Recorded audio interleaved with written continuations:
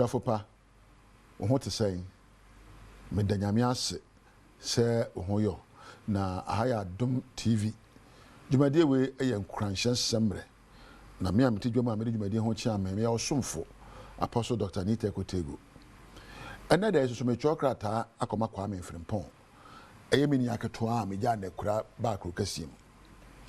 Kwame, baby, I would draw be an empaba. In fact, if you're having a bad time now, it cannot last. To be a woman, the person says, and change on Afri, to be trapped. There are times when you will face tough times and difficult moments where everything seems to crumble. Kwame, the American say, Abrabo Miribe Bibia be quetiao, I say, Abrabo Adane wa town for mouth. Now, there be some biano. Would the Tariana away, and Paba, and maybe should be to Abba. One mempu, no ye, Sana Brabotier, Minyan and Tia Sepotocasemu, ye friend of cycle of life. Na so Yantia say, Nahuno say, Abrabo Sutobreho, and Uyaso etimi ebo. Banina to be tracking. Kwame, it shall also come to pass. Kwame, it is normal, and you just need to know what is natural. So we say, the alpha mobiana and she say, Sutobre, Uyamre, Esum, Nyadechi, a yamre. Now, in some of two Ninano, a ba, Seleba Bedimu. Your problems last according to how you see or think about them. Kwame, your problems last according to how you see and think about them. I consider the atoll, hobby a ufamono.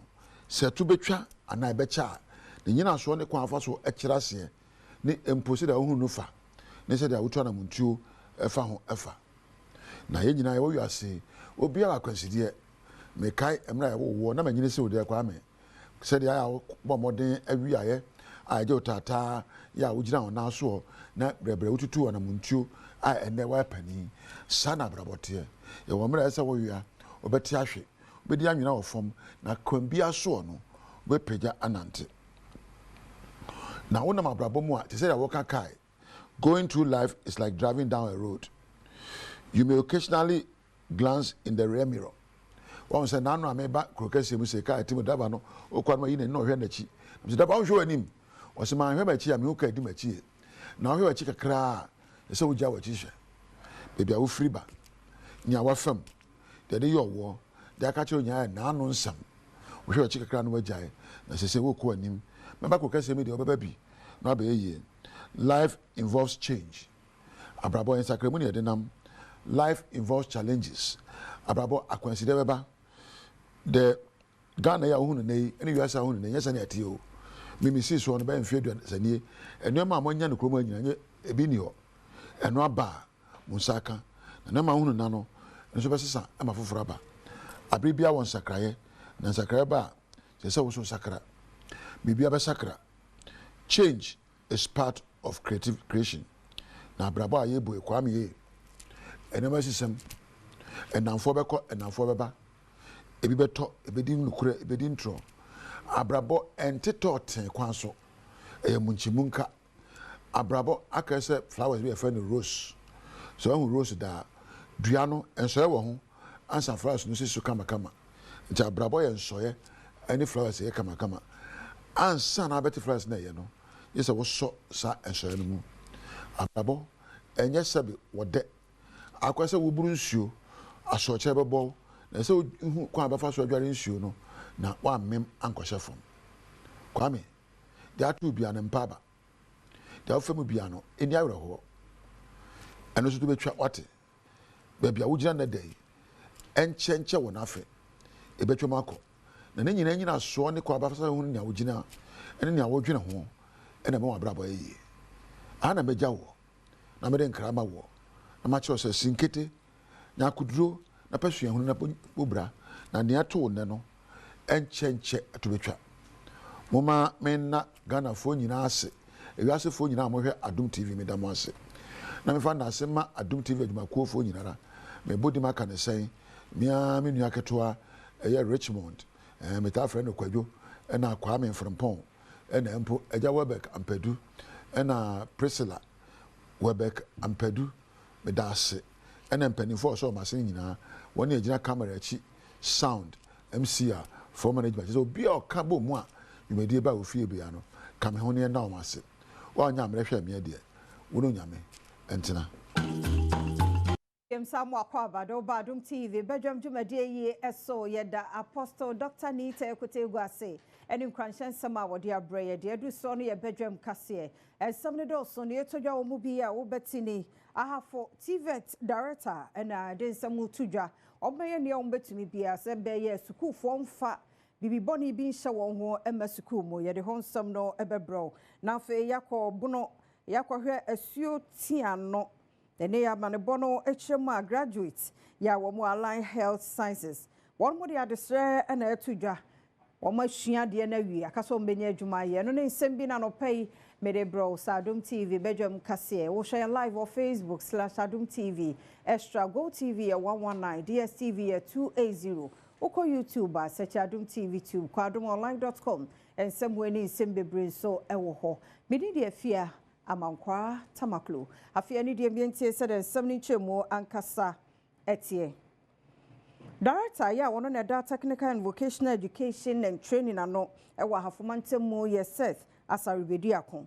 Odi atudwa se won mo ebebo ohumodin bia se be ya esuafo a wo hyewase no obi ankofa ewudie anuema bi se tuo ana pesel bi enhye won ho. Odi adom kase atwaso. Nansen so wobɛtena tutura sɛ ma pie school wem ene ne ɛkeka ho ahafo TVET me ne me principals ene akyerɛkyerɛfo no ayɛ nhyiamudie ahodo a abɔfra ne firifie ɛba school a yɛ bɔ mmɔden ase yɛbɛhwehwɛ ne nneɛma mu fine ɛno n'akyi yɛfrɛ bibi unexpected search ɛwɔ mu a akyerɛkyerɛfo no especially senior house masters no yɛtumi ma ɔmo kɔ mmɔfra ne dan mu ɛkɔhwehwɛ hɔ se niama ben ene gu wo mo nkyɛn ene ne ɛkeka se de be ya atutura sem de yema bi ma TVET schools mu a ɛwɔ ahafo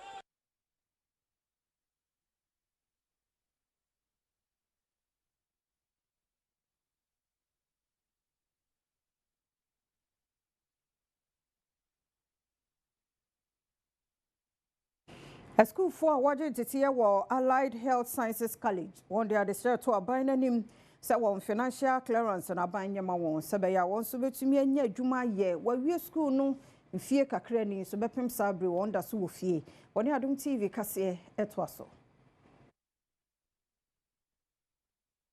I said from 2019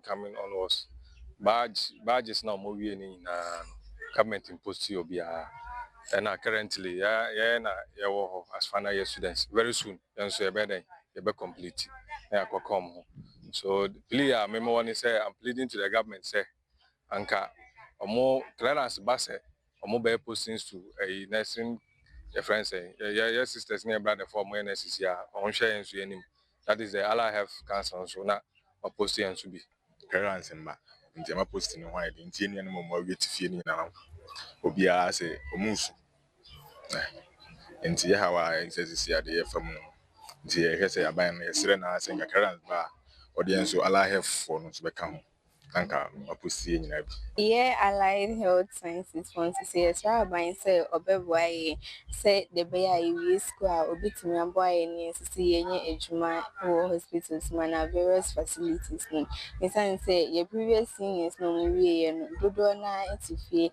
esasa wo for no ene na fofo no we school mu ni say ebi wo cry am mo ye homodin intini yenda sitifie awofo no say obebo ho ka ono wa betu school obewie na ohun faso bia wo so utifie ohun say access school no do koy kora woni ba betifie nyina ho ye pe ohun so faso bentiase ne so moye Williams Kwesi Sabi a principal at St. William's Nursing and Allied Health Sciences College ano. Enyama bia na dwene mu no hu ne sesa ban eya ebeboa ama emmebunu ene anesefo a wawie school a wotifie wanya adwuma aye no wadi tudwa.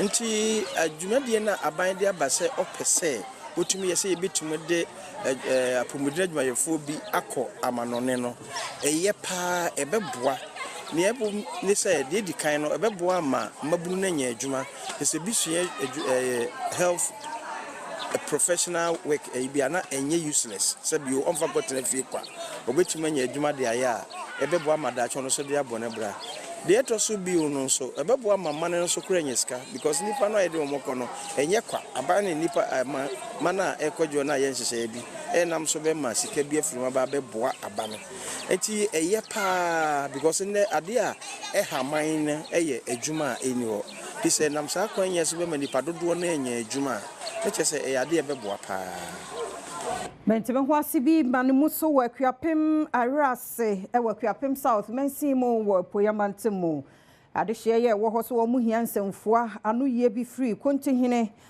okoje man tatakwa me krodua ene kwemma do hema wo ahene owo ahene ama tachibia eho wo mahunu se nananom eton sase abusuan sase ne ade sika semu so hyeda enkoyie ka ho bi ama mpuntu anka wo se koso no one move.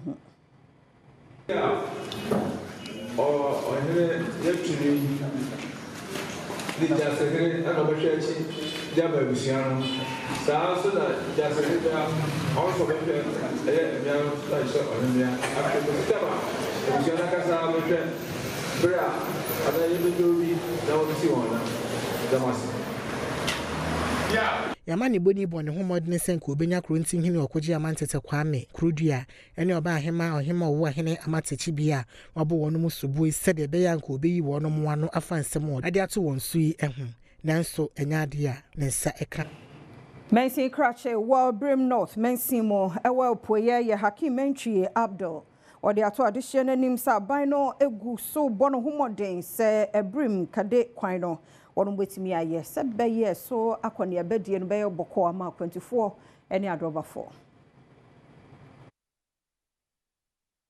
from Kade edeba bebe pim Abirem eye ohawo a efri tititititi aha yanti memufo e wa Abirem ni mpatam nyina o hwa mantam ha dwumadi aye dipa titru pa yekuayo nso no obeye kua na wo kwan ya obeye den na wo de ono ba ye kra besia kodwa ma so me yae den yaton enti time bia na manfo do mfudie nenso no to transport them some the beba market no eno na problem pa ye den e de mayen ye besere se America kra ye den atwamu yi no ye nyina ye nim se aban otwa mu no osisa machines begu kwan so nyina nim so kwan de ye wie kra by better about 2024 2 years almost send omo machines nyina every kwan so ye den e de ko it means as district chief executive amaba no maybe no me hwe se mini road ministry no ebenya nkuta hodie ne nananom nyina stakeholders ne ya ka tina bom ne ya konkra ne ni road ministry no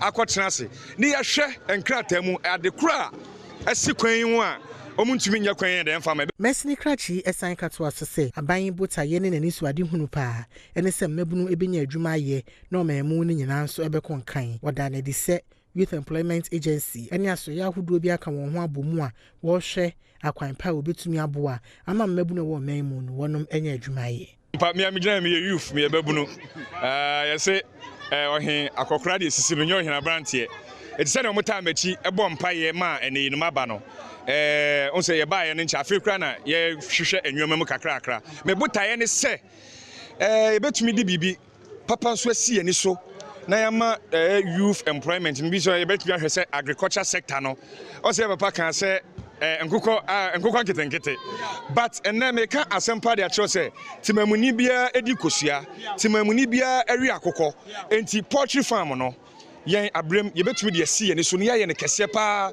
large scale se ne betumi employ youth no dodo na so etumi aba na omo nso etumi anya bibi e de akofia akwakohwe o mabusuafo Maminya no so na Adom TV Badwam kase na ha na brema kwan na no pe ye de asie ye da semre ne adaje odema ye wadaroma ye oda bonkrata no ene Adom online stories no ho kan ye ho ye nche ne mfanto aso Yada siyemu akwa Abirem Adom TV Badwam dwumadie no eso yada radio ase na ye 9th June 2025 adiachi anopai semida sumitiasia meto jom na meyi eradia she yenso Oh, amafi adipachi yembiem. Eyadum. Adoma rakwa na mayensu yeti senia yeti. Eyarade adom. Enye udin. Enye wahofe. Enye onimdie. Enye usika. Eyadom. Timisro ya akai. Nwa kase erade medase. So amam hunu ne. Because enu ane ani nipa bi mu wo ho. Ene wo mo nte ase. Ti sa wo ho. Enkwane ahodi kura onipadua na kwa nyina ye adwuma. Osi erade medase. Obi kura de ate ase. Nanso wo bekọ no ya hye ni POP. Ana ye de oxygen esi ne so. Wo de bibia santo wo ne wabusia. Misro ya akai. Na fa erade aseda. Emma no. Badwam dwumadie no ya hyase de nwum no agege wo so a. Ena Apostle Dr. Anita Tego ba ye wodi nkwanshansem no. Ebre ya news no so to aso a ye wi a. Ye de obon krata no ene online stories no to aso. Mini ora sante da ko eke o manhene. Enne de oboa no ho aye fan kasa. Nana story bi wo ho awia ye de beba nkoso hema awo discof. Ye say ohima afiba the first. I'm say Omanhene yiri ya na. Ono. Ene na pia o. Until me kasa careful. Pacho you. What is my already good so me dey was.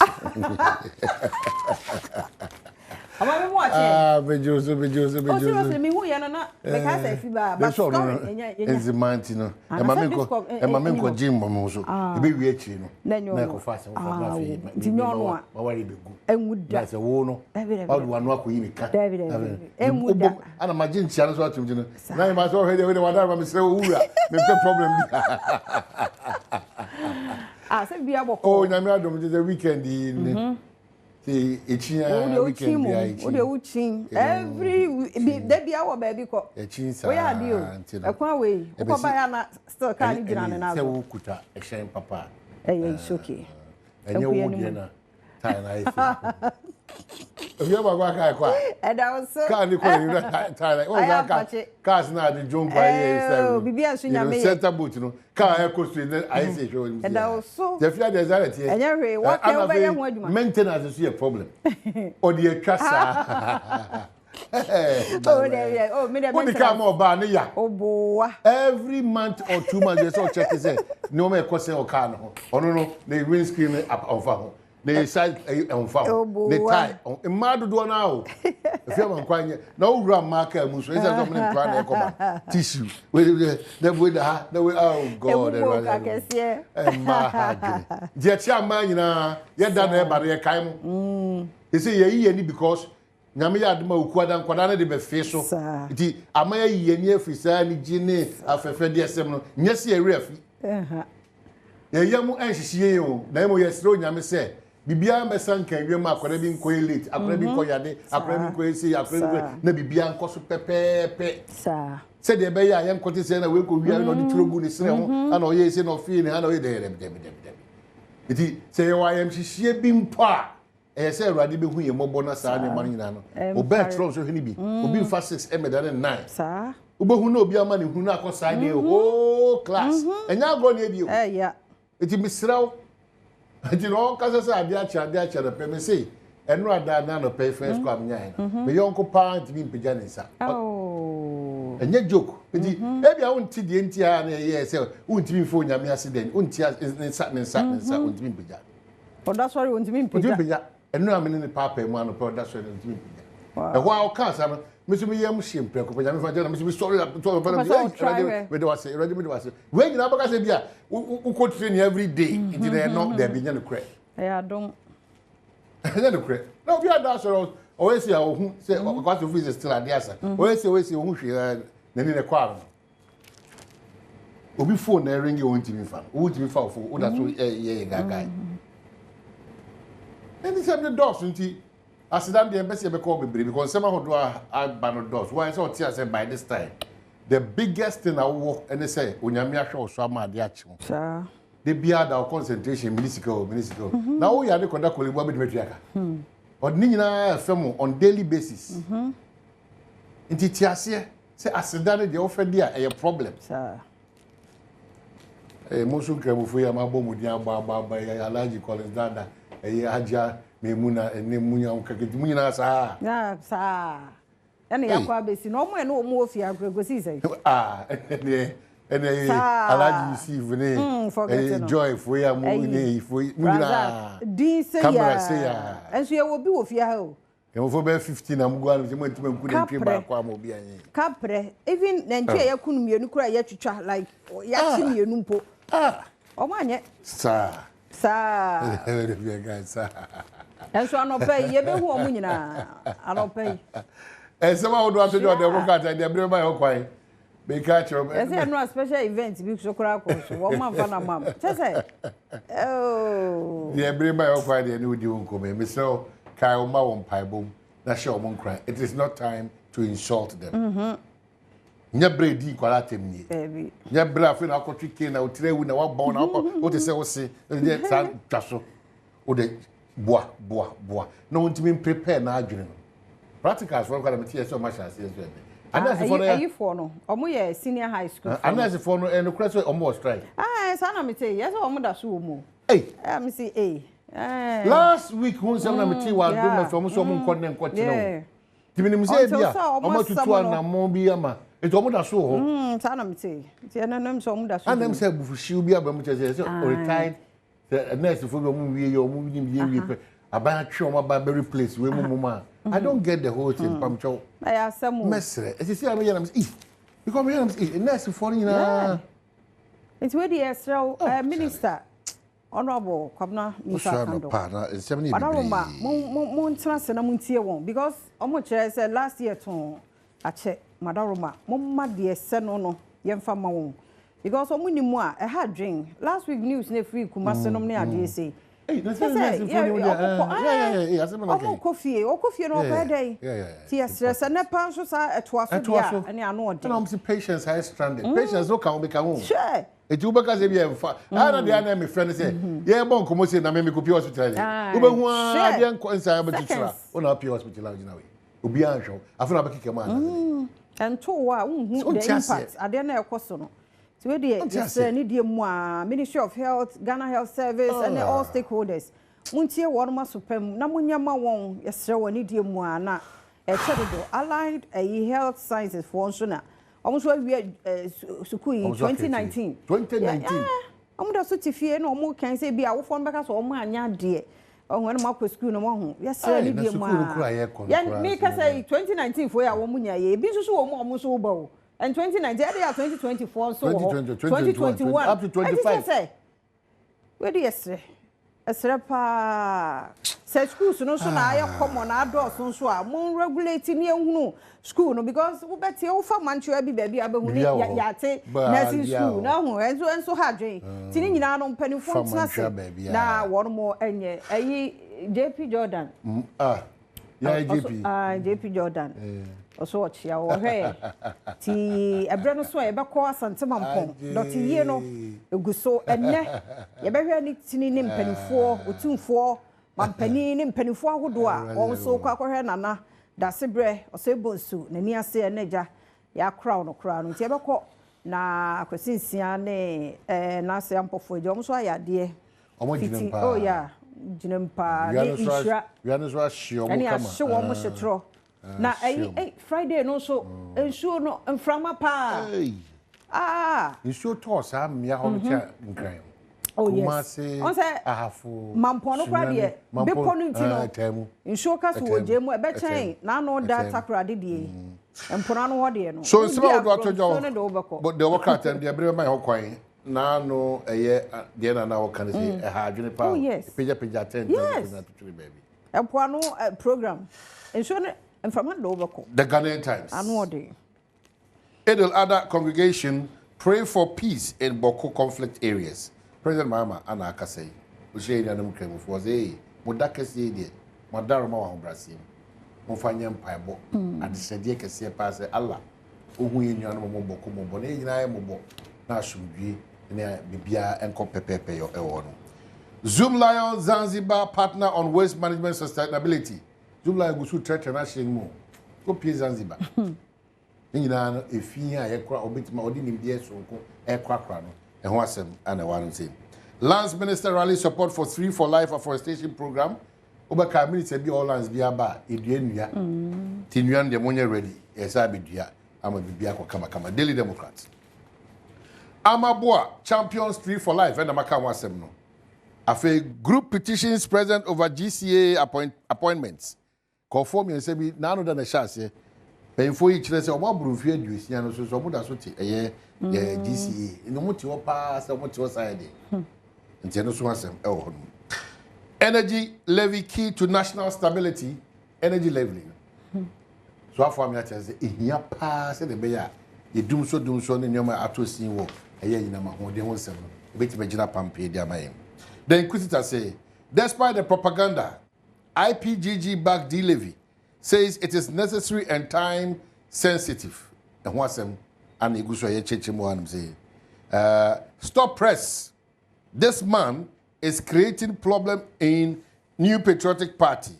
Man be ni Nana Addo Dankwa Akufo na o heni fo nyina wa nzia paper ichire o ha adwene yi pa wa MPP amanyu koni. Na dey bi enso awie. Say nie.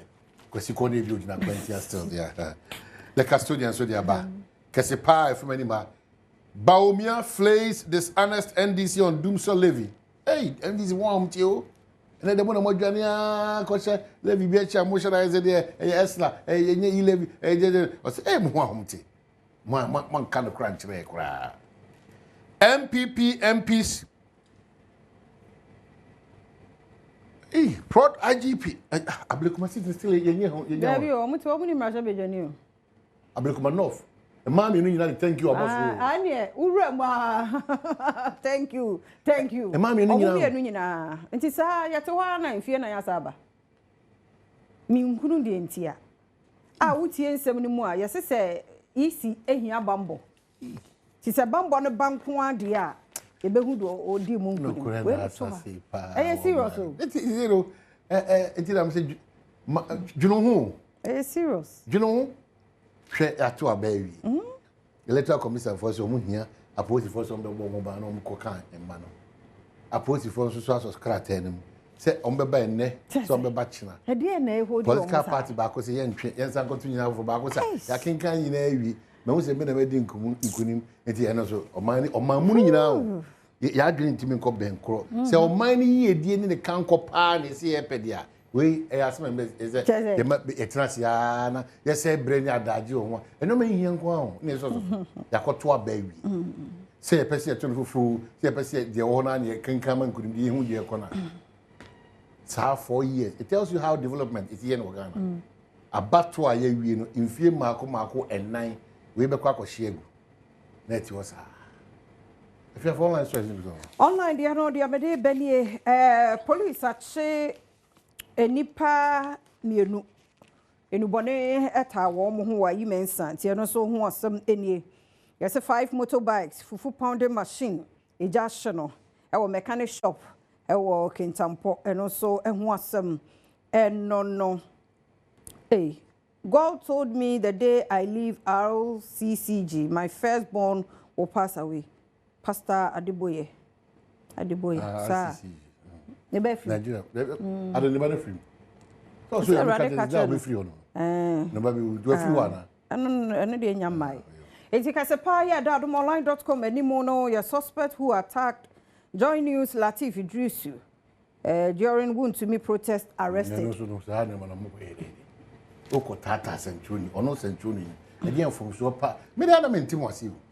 De bia da se ma me kan. Nti me pia bontin yesi me gudra multimedia na mu enko ye report me ye report me wo wuntumi hanu sim me was supposed for MPP for no church apa no ababo maso sraw eno dia na we nya free na ade na ye kan nyina no ejaya na no kura ni ho me ya ka over mo political parties and their supporters mo wa mti pa o mo boyen based on baby amugina ekoye ma no so de obasa about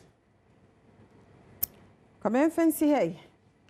Radio Fosu 97.1 Yadamo say Papa Shannon so Edamem Day Adom 106.3 ne endpoint homeopathic clinic. Ye free scanning, prostate scanning, liver, kidney, blood pressure, sugar. When you ya mejan free from 40 hawk on Mr. O Papa Bifana bra. Unu abema when ya 40 hawk of fanebra. Ukunu 40 hawk of fanebra.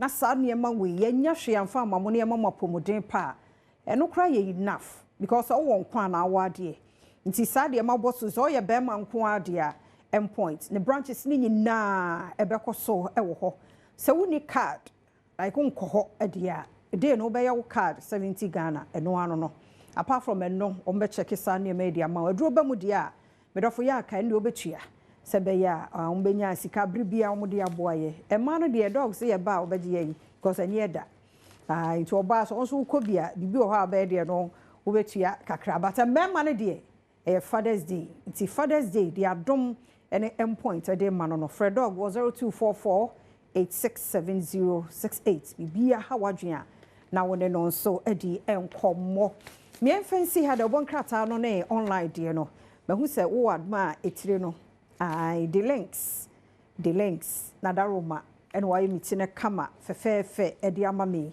to ko Instagram a obo the links owo etire bia obaye ne kama edi amame do mo se so nso afa mitire no ho eka ene ye me ankasa made me ba papa bi mabakan Prince Emmanuel kodwa free ene ne birthday metnase a me ba papa bi me bubu asi form say twan say asu ede nyame ase yakwa abagudie mu nsam apomuden wo ho asemidi ka ena asemidi ka be wo mampon okay e be ko mampon na afi ahosepe nso aba nkomo bi be ba mpensem mu sika nso wom e de obi bedu 1000 Ghana yakwa ba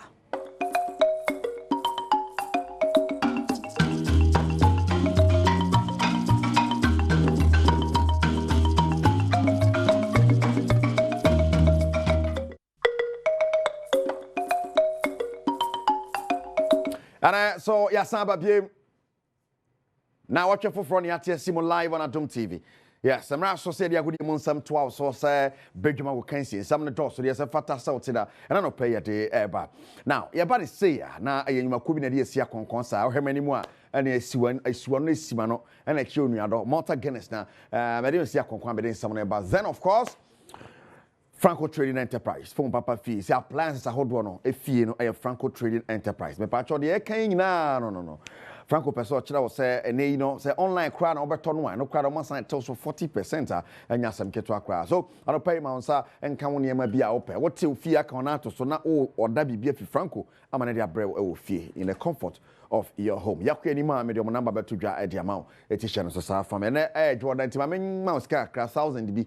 Now, Nanka for 3 weeks, mammy. You know, star 281 hash, select Adom TV, Nafaka Kregusu, star 281 hash, select Adom TV, Paka Kregusu, na Kwambiaso, Yaman Timi, and Koye, and Fa, and Mayana. Would the other man, Yaji, did not pay. Back we have 5 cities. It was star 281 hash, maybe South say, and he now was your channels, Ning Ababa. But no one select Adom TV, select Adom TV, near Bisasa, Hina, Uricha. Was a Mericha Num, Mericha 10, Mericha 20, Mericha 30, Mericha 40, Mericha 50. Na ya dika kradi ya gwe to nipa nsa hwe na no pay. Now, e be sha sentem but padi botwa me producer keju wana nkasa ne Eric Asielu body me samu akwa ba. E be sha se UEFA Nations League ya wie bibia na no semi final ya ma hu de ye but anra the third place game bash and of course the final me pese hwe all those 2 games. Now France and etimi etoso mi ensa bra. Ojan na so che Germany and Germany eka mienu ewo one third place game. Then in the final it was Cristiano Ronaldo versus Lamine Yamal and eba they say only penny beko na so William. Cristiano Lamine say yes, penny wo fie ball goal in the final. Actually say na you do we na fi we prat so fi but still echo on to win it via penalty since na 2-2 after extra time and then as they say Portugal are 2-time champions of the UEFA Nations League. My idea pa bin see that the inauguration omoje amasan ba beji we yenko piemu the 3rd place and the final of the UEFA Nations League. Right, congratulations to Portugal and Cristiano Ronaldo. Do baby your bonenia no so say mama. Yes, so say Chema Yemre Pani the oldest player ever to play our UEFA Nations League anymore and I think sure was actually say a semi-final goal, was a final goal. And in his era, but to me, Ajit trophies, me and San Edema Portugal in 4 finals. Yes, before Ronaldo ever, na Portugal nye. But no buy no, we bought at the mark of 4 finals. Ajimu miensa at the amom. incredible Cristiano Ronaldo and history and in the Jumadia where Diama Portugal there and all the pa and not to say yes. My boy Juma national team or Champions League or they share Club World Cups or they share UEFA Nations League you know UEFA I mean as a Jumadia in the chairman born a year pioneer but we copy mo the World Cup qualifiers so England ka Andorra eka oye ama adipa na ayeno and also me Andorra by a goal to nil. Netherlands about Finland by 2 goals to nil. But Norway actually Italy and no Italy and no ama Spalletti on head coach ma Italy Italy was that way man to us where na World Cup on yanko bi o ma pam no. Yes, so yanko heard the England Netherlands so e the amone Finland boy ne koye. Wow, I tell you send those 2 games this year. You share the other results. Yes, we have Nations League now qualifiers. So I shall say could more South America near there. How the so now more the pioneer on our screen. You share the other results. And it was Lithuania and more time to be about 90 will be we and Finland. They can well know that Bosnia about San Marino by a goal. Austria about Romania by 2 goals to 1. Andorra, England born 1. Albania and Serbia the end is 0-0. This weekend you know and my investors a crack matches here. You hear to say munya young queen near say. Ebetima who the other results so anaya who send you one some so AC at here Pachoje Franco 4 number no 0246422338 0246422338 and 0555-593-9311 and only on numbers me no am wait me no adi juma maso me start to it what oh shaka guso start to 81 hash. No, I select Adom TV now. You be saw now. Say, we bought 5, we bought 10, we bought 20. Now, I know pay my 1,000 Ghana cedis. They go botomo. You for the copy our tennis and two teams say yes. And man, me managing in the Roland Garros. Yeah, the thing in Abanawi. And managing in mono. Coco Golf on the channel. Bob Party with John Nice so a good more. We're the first French Open title. Bra with me John Nice so a ball. 6-7, 6-2, 6-4. Asa kwambia so no otimation bobe Arena Zabalenka and on no ade pim so sa ye kokopie mu ehwe sene the Roland Garros man de no final sekoe Coco Golf otimi ajemane de na de city matri so it was world number 1 and ochi no mo sa small girl twa nua panis if you say na Williams time America for de na nkoyi but na ge ya be chene bobre sem so no na be kita America franca no man de ni now yenko eme man de no for 5 hours man can over 5 hours no mugu so bo Carlos Alcaraz. Wow. And what's my channel, Bobra, actually, Yannick Sena, Yannick Kepa, Nyasam Ketwakra, and Wayno, I bet the second player in the open era, Waje, for the first 5 Grand Slam finals. Wow. Why are they? Roger Federer, to me, the genie, the inside, so, and the Chairman General, to me, Bayate, and they said that I didn't say, it's a table, how would you? I say, by this time, tennis, Cabepon, tennis court. Me just want to kuka. Oh, Montaguenis. Give me Bowiana Java, Jimmy Montaguenis. Come up, but the Ghanaian Premier League is over. Yes, last round of games, Barcelona and the league champions, Bibiani Gold Stars. After I am Cobra, nations lose the game or the appearance on it. By virtue of that, say even almost Asama or hormone, the points the nations so Gold Stars. And of course, last round, Luzuye, Heart of Lions, Etmiko Born Nations, Gold Stars about 4-0 and a Heart of Folk winning over Summertex. Janko Hessen, ABC Koi, highlights in it. A ball being lost to Foster. Could this be the moment? Foster gets to it, and the goal finally comes. This is what they have been waiting for. Abdul Farouk Amafo. The first comes, and this is what they're waiting for. They just can't begin. This is why they are here. This is why they came in their numbers today. What a them. Aligo. You just cannot help feel their joy. McCarthy takes, and that is the second goal. What a way to do it. Apia McCarthy. He has created from that. And Calvin Apong has made it 2 just before the 20th minute. It is 2-0 for Bibiani Gold Stars. Abirem Kade. Anywhere the ball stretches to the right. This could be the third. And Foster strikes again. And Atakumi makes it 3. And Samuel Atakumi, right from nowhere, he has risen, plunged and plummeted to make it 3. 3 for Bibiani, 0 for Accra Lions. Samuel Atakumi, I mean his favorite opponent, Lions, within all the impediment, would find his way to find the back of the net. His 11th of the season for Bibiani. And that was Frank Amanka. He had to strike from behind. And they have made it for Bibiani Gold Stars. This is a day to remember. A day to be advanced back. Of course, a day to remember. Nyasam Ketu Accra. And they say Gold Stars are champions of the Ghanaian Premier League. But me pese her table no. Bampacho ma league winner Frimpong Manson Kasamame. Or no the coach of Bibiani Gold Stars. Obodima papa. Coach Frimpong. You can see everybody in the stands is very happy.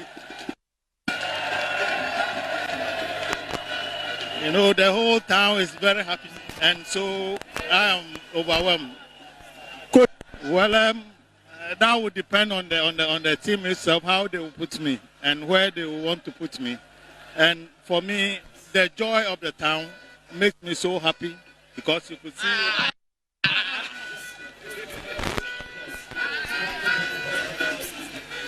Yeah, my performance on Kasakra. So, centre back Vincent Atingas, they say you want to show to me a league with 2 different clubs. Then what the Mediema GNA or the Gold Stars also add 2022, 2023 the Mediema, and then 2024, 2025 for the Gold Stars. And so to me, AJ. Now, your table, this is the final table after all the league. This is the final table. Mazovok Etosunum, I'm going to the same number of points. So head to head, Koroko on top of Azovok Shannon Sumame. And it's an anchor to get it against Monday Tosuka Kampacho. Bibiani Gold Stars, 63 points now. AJ League, by virtue of money, and some war nation self is also some war on to the end of 63 the nations was 60 say the other points the man crowd also because 63 but head to head no be any abono hanti out of Lions to so miensa but head to head is also no the CR the out of Lions to so mienu and a nations to so miensa until further notice now Sante Kotoko beto so and 9 now has to focus to so num dream self e beto so nsia sama test to so mediema to mo mare no e wa se wa Accra Lions Legon Citizens so atema mo na ekọ we be allegation and Holy Stars says so Holy Stars ka kete eka kete nyasam keto akwenta no ne de and some city they want some so but the last 5 seasons some Magic League in here Asani Akoche and interesting this is it and has a book 2020-2021 Kodokobeji ye Mediema Samates Abeji and a Gold Stars and so according to history Nesenka after 2 seasons the 3rd season Esenka come back to the Ashanti region and it's a nations aka come chat neto no ekoye okokwasa ama chat nanto akokofa a Gold Stars so that is it how Force officially a Cranium Masters Bank Division 1 League zone 3 champions after some home stars no more in a coronation game or sports complex decision so sa efa ebame e ba twa be draw no sisia okopima Franco Trading Enterprise e kan one opinion the medical catch of fridge home appliance as a whole doing na Franco Diaba phone bia a Franco Trading Enterprise and one sama no je number ne bia 024 642 2338 and 055-593-9311 Franco Trading Enterprise. So na Malta Guinness omoke ho and yet in some eba the petition abetumanim into another men no Malta Guinness petition and one pa Supreme Court petition tenye minimum we Wednesday and Friday.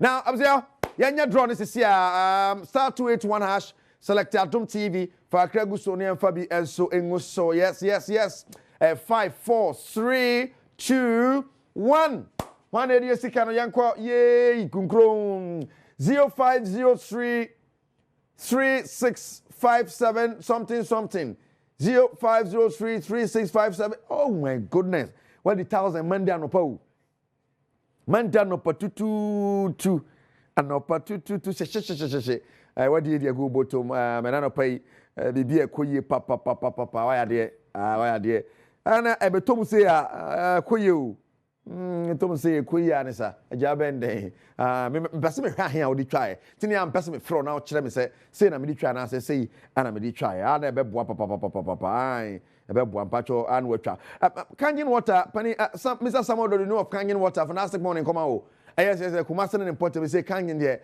obia no bi Kangen water so apom de hu hia de no so ebi so bia no ye chao pa mujuma pa mudi ni ye chao Mr. Samuel do no meto kache fantastic morning going out to you know Kangen water juma ko nyina me ba kuma se me ba besra na se beto kache ai meto ye me wo so me ho ache na wo so ho ache tie na wo so ye ho ache yeah right me pacho manya me win no anaka yare ne nkasa sisi ansana mako because what we are bodwuma papa edeka kregusu ediska dia go bottom. Congratulations to the Piani Gold Stars for being crowned league champions of this season. Tiebe how season eba no ebesi ako has of coach as one of the best clubs this season pai has of or say team na bodwuma papa nti otum say yes akaye bebre na adwa bebre na adwa say well wadum phone dia be ko anim na ye de akaso ato aso de but ye do be see Franco Trade Enterprise Martha Guinness am kan ho ne de agodi won sam eba awia ye be ba de premeto beere ago kansie ade aba you know how we do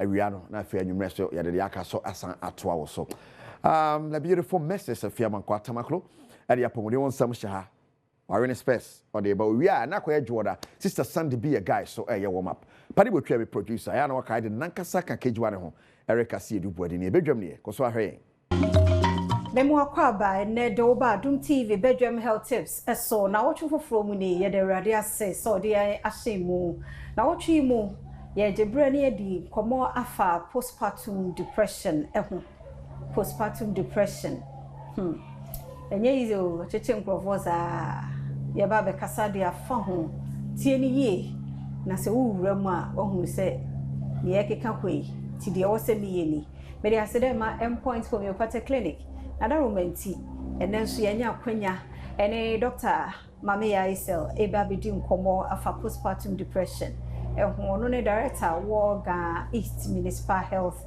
Directorate nti on the anya office nko a the road no obo ti da na se dog ye na se ye mo akwa aben nso se wa maye kwan se ye mra na no kasa na what you must kasa fa postpartum depression. Yes. Wow, postpartum depression but I know your condition be nti you know if we refer to mood disorder you see about time no pain for no we are and you say no okay owo we pen your friend postpartum depression nti ya dey ayetan ho pa we no friend no baby blues akwana ba fresh afina mama no raho nti ase ni wade nti na mama no raho sa nti ade affecting confo bebre but ya na your culture say na nti na man for chedan person mun ka say bia wa ye depressed na e bia onye on feel okay on to me nkyerem mu say na o feel nti we see that incidents a lot pa perform wa fresh yes na dey nti no mo fresh it apart from the one who need to be happy to be it's only to people who are pregnant women it's happening for when we are at risk of it. Okay. For postpartum depression, the thing is obia so nipa no nyema during that period or high level of hormones a friend of progesterone estrogen. Okay. Until during that period all hormones baby and in very high excess amounts. But when you wo banu within 24 hours go and when na hormones na san say baby I call back to say the net it's hormones no better pay down very drastically. Inti say been cry even with normal period cry hormones no fluctuate cry on some suban cry to misses so with even pregnancy hormones no cause rosa na afa post delivery no na about form precopa to make contribute to condition ya ho as postpartum depression but ye woni me pie enye no pe hormonal factors na your risk factor ebi nso hormone wuri a support system bi eni ho support system bi eni ho bi o bia oni obi a obeboa no ne nkwala ho niema ono ankasa bia of CS mo na difficult delivery na say bia vaginal delivery but bia was say no muncha na simpam na se on say ono ankasa onye okay asate ahwe ne ba but e bia on shey na need support system o de be hwe ne ba ntin for ni na ye stresses e ka ho stress ma me no ono ankasa e bia on shey na all right on ye okay at that moment on back to normal say they are not health wise and ono so on shey na anda papa that's one of the early unya wo barrier there won shey na anda nya won da to say first nti onya full night sleep to say first na man stress nti combined with the hormones dropping no any nda no under any support system any ho ana e wo ho but enye e man support the level awo hia no na combine na it can be a trigger for some women nti na it tip you more into depression even so expectations some expect say akwa no ba it's a good thing say we nya ne ba but expectations now or ebia meto court say me afie ni say meto onima we ama akwada no me say post delivery na ebia ni na ntumi insist na openti changing expectations and a changing ebia kwa wensu say ono ankasa be stressor ebia no feel say akwa no hard drinks but after every 2 hours woman no dey say oh yes expectations no ye different ebia change or expecting sometimes anu na kabuma na fe won say na take it toll on mental health nti ultimate tepe nipa no into postpartum depression nti ene postpartum depression na otwi mu nyina be ka ho asem nti se wanyimo afi na obanyimo enyina ye ntie bi na muaye because pe yi kakra dog aka dey betwe happen to obia ebia na wo hia dey we because na say o pe eyoba na be ye be ma oba yo bia se wasa akofa on sa nkasa bi sa ahwa na no kra no be mo aye depressed nti ho enkomo no fasedama endpoint homeopathic clinic nti ene edi sa nkombo yi me so wo yare nko ade a yenko ho yenko check samene abodwe nko check mo prostate no mo sere doctor kwaya na no ho kwa mbobo ado beja sa time no na mbeka se mo ko Mr. Opportunity Nidi, Yemko endpoint 0244867068. Ochana kwa ho de mo kwa kan ho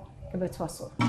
Yada se yemo akwa Abirem Radom TV Badwam dwumadie yi eso yada se umre no wadaje a wode amaye aseda no ye wode apa multimedia 30 eyewa enti yana wase ana ebuni aye yada mo asepa wona ne yenhyase a woda so ne ye wo ho wona ekọ nanso munti ye gyan na so no yeda mo ase afofrofo amoba nso ye mo akwa aba wode wo ho bedom multimedia adwumakuo no awontu sika nwu wode wo ho dom ye nso a wadwuma etumpon ekoyie ti yeda mo ase papa pa ene presenters nom DJs a won ma bako nyina ene won ewom nyina nso nyame nkoso nhiramo ye mpanimfo CEO board of directors management munyina dadafo ne afofrofo nyina yeda mo ase yen clients tuche pofu de mamo because munti ne enya bitua yen kabosome ti yeda mo ase yempa yeda ne se adwuma no bekoso na musumanya bie e de abeso yase edwada bie masaba C4C liver specialist Dr. Michael Kujochematen ewa ha oni ebedi nkomo afa eye liver no eho ye wona dredi ti emunsam na mo doge mo akwabe oyi mami da se na bia boko de nyame adaro ma wasande achan ye dwuma mu boko de nyame ase papa megidi ye se liverton no won do ho ahyem nyankopon adaro ma omode omo ho ahyem pa nyame ase adechie bia enya nipa foforo nti wadaro ma ye kan liverton no a eno ye dro ben a yo me da se ma me fa nchia ma ahwefo yi na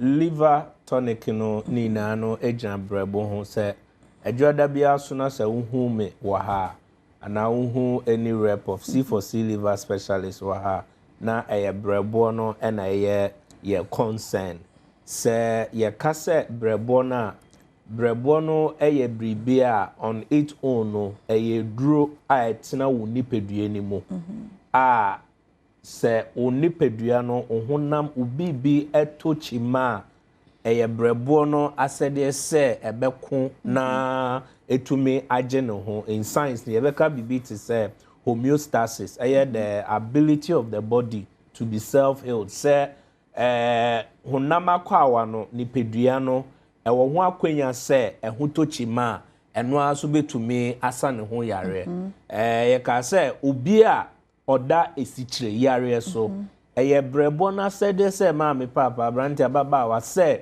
wenye esichire yare no anase wesichire no ekosoro ewo umoja ni mu no brebo no wa honden a enka hu hia kra se enka obekọ akofa esichire yare duro ogbo ade no abone saa se brebo na no ebeboa na atoto wesichire ewo umoja ni mu yie na moja no enya honden saa so ene ba te se bibi te se bia what to say bia wenya yare bia friend jaundice jaundice yare bi o ho na ase weni yi mpin na weni ye yellowish ana mpo se bia o hwe se o skin color no na asesa aye very yellowish ni na no eye mojemu yare eye bibia edoko eye moja no brebo no ewo ahonden a ehu hia kra se obeka se o kwa hwehwe jaundice de ben eduro na obehia ne se obema wo brebo no ahonden eno na C4C asaban ye so passionate about it say obi biara ebetumi abo ne brebo no ho ban saa so ena say wenya diagnosis say ebia wo issue of yebeka say bia malaria and say 3D yare say entontom a wenya infection say infected mosquito no say okawa mame abrante ababa wa papa oni bebia ko se parasite no bedware the same moja ni mu na wa ba bedwe na home e wo brebo ni mu ento bo ade ne bo wo brebo no se brebo no wa honden a se parasite ni dware wo moja ni mu a o sense danger into sense danger sa quickly no se okuntia na osone brebo no so na utumi osone moja no yi parasite ni free mu na utumi ede wo ho saa so ena bia wako baby ya diagnose say o hepatitis B there be mensuro ena yare we die ena enkoda there be obo ade no ehhehye wo nipedua ne say brebo no ewa honden a eno atumi clear hepatitis B virus no efri umoja mu enye the action of any medication eno ntina nro bebre no ofa esoso yare no so forever no ase na wo fa we na engrofo bebre ha echina I just want to say draw way I just want to say draw way na wonam ha but meanwhile no cure nankasa no ewo wo mu wo hwe ye cure nankasa no eti wo mu ahonde ni na no ejina wo brebo no kwanye obefa so a wo bedidi ye kwanye obefa so a chese wo bedidi ntem untan didi un se uyo bia uta untan didi entem uye late eater and answer uta like srade duane moja like certain lifestyle kutia obrebo no o de why you so much addicted to caffeine stuff why you so much addicted to ensa what you say o je ho anje eniema huduo bebre a brebo no ahonde ase no se wan twe ho emfiri ho a mame eno na wo so much dependent on drugs na is enro and I'm sure muso kire say o fa enro bebre a enro na so ebre wo ewo ni effect a brebo no ase so imagine say wo fa edro na nkasa so ebre obrebo no ase na ti say brebo no ntumi nya ahone na dwumedi a ese say odi no ontumi endi saa so na district ye de si ho eye kosiada yese eye men's health eye bema bia me amiti hei ukun a ohwe ukun owo ejuma oba bema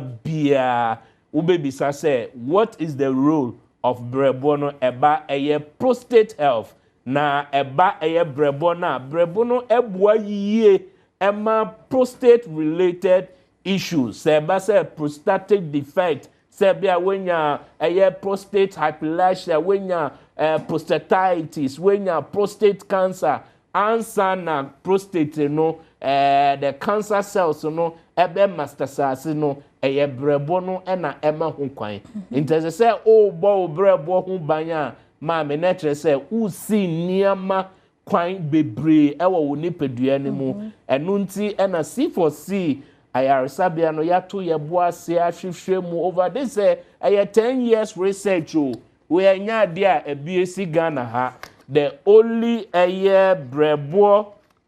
brebo support medicine we syrup wo share the way etina syrup tonica just say yenom at the end of the day per wo condition be as opesa wo de bo ho ban say wo de support wo brebo no ho ayatwe no say support ne bo ho ban there be say oboa un say brebo no wo ne djuma edi wo ni pedue ni mu enti bibia eboa brebo no ema ne dwumadie no ewie peye no C4C liver tonic syrup we 100% natural and they say wo fa mojambro so eduru a maame uhia alongside the liver tonic say of da sichire duru so a alongside uhia the liver tonic so ena wo fa hepatitis B eduru any form of injections insulin whatsoever uhia liver tonic no as part of your day-to-day activities. Se nyame ya adom na se wonsa ekebia.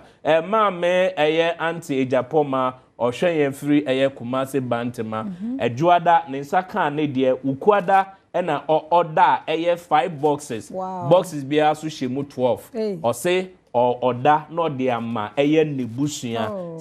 So ena mehwe na maame sinka yenya akonya no ndi adanse but time no emma yen say ebia mo be ma ye kwan 1 minute enti maame papa branta baba wa wo hwe yen C4C liver tonic no 100% natural yenya organ ha man India mu na ye sa natural medication betumi odada ina na say tumi kan ho ofra na wonsa kan na se wo hia na pesa wo de boa obrebo no na ne ntuto ye dosage aye de bema so na wo frɛ na se condition binti na wo hia se liver no benya honden na eno etumi aboa na wo condition so etumi atuto yi a dosage aye de ebeboa ye mmemanom ye fathers ye papa nom kusie de nti ye special package say first 100 fathers amobe frɛ no we enka instead of senka echo for 600 Ghana cedi in quantity 6 million no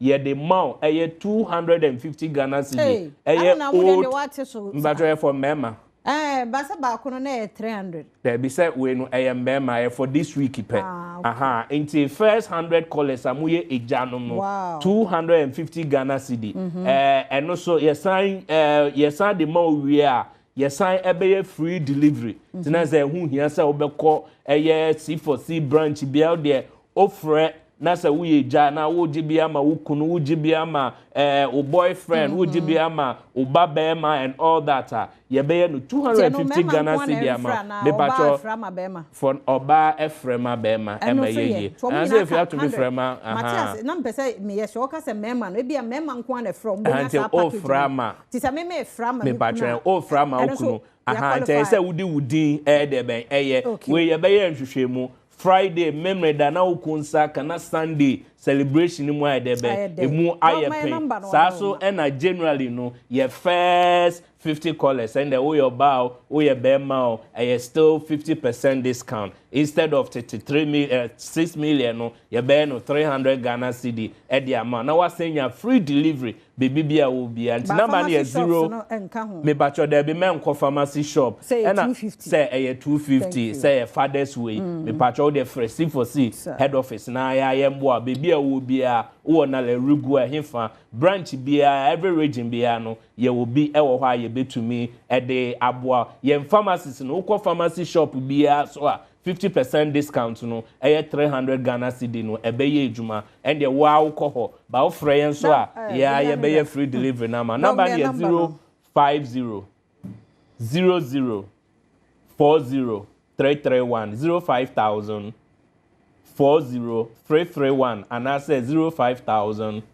40328 050 00 40 331 050 00 40 328 I was screen so as obey to me actual offer so na open Amsterdam line so ye de beboa na wonya na wonsa akambi yeda Dr. Michael Kojeche Martin ase yenkomra ne ba ye beto so Adom TV, ye wazoye. Yada say, ya twaso ya Adom TV, Badwam Jumedie na uguso.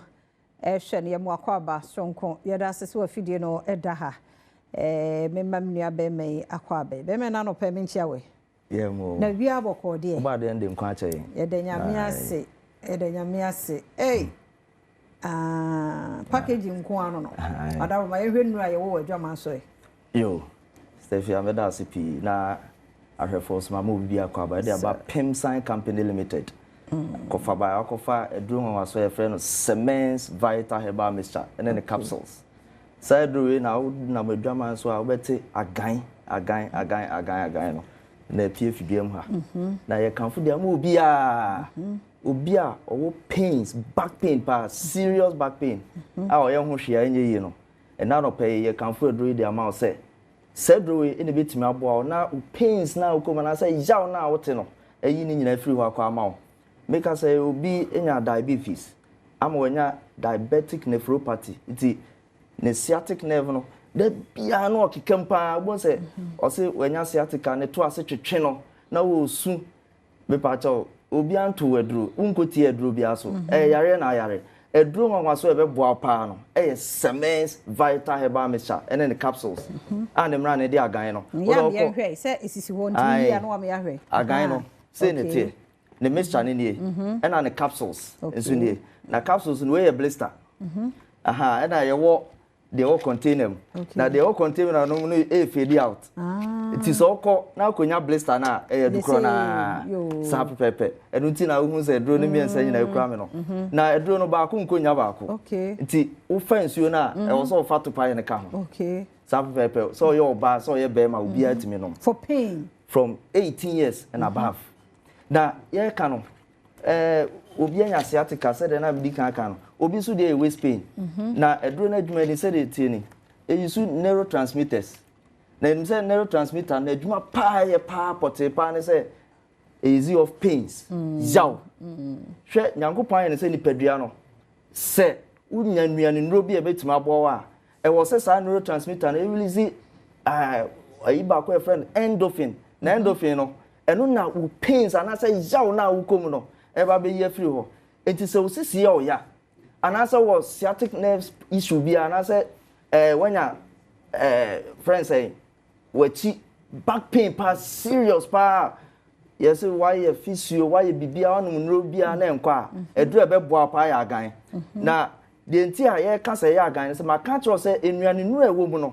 enya sepketo akra ema endorphin e release ba be boa ni padua no ema ni padua na kutia yaw na awukom no tizi a onu medro na me ka tro se usisi na yo ya edro no nru half cry so usisi ya de na eko afi so se wati na yo ya ni nyina abeko ni nyina se e numbers na hu screen so be fa no afre ni a tro ba bia obenya bia to na me ka say na me ka neurotransmitter no e bia wo yo ba wo de no o how pa wunya pa kese pa ne se wunya atenka hwe ade ya pa se wo low libido ana so ye be ma uni edge bia for sex be pacho edru ebe boa Cements Vital Herbal Mixture and the capsules kona kota edru we bi now the answer be free numbers no na enu edi nkomo afen so oba kro na ne fiti komo how me pacho dysmenorrhea nti wo fie no ona da bia ye gina so aye de calendar edru ebe boa Cements Vital Herbal Mixture and the capsules kota edru we bi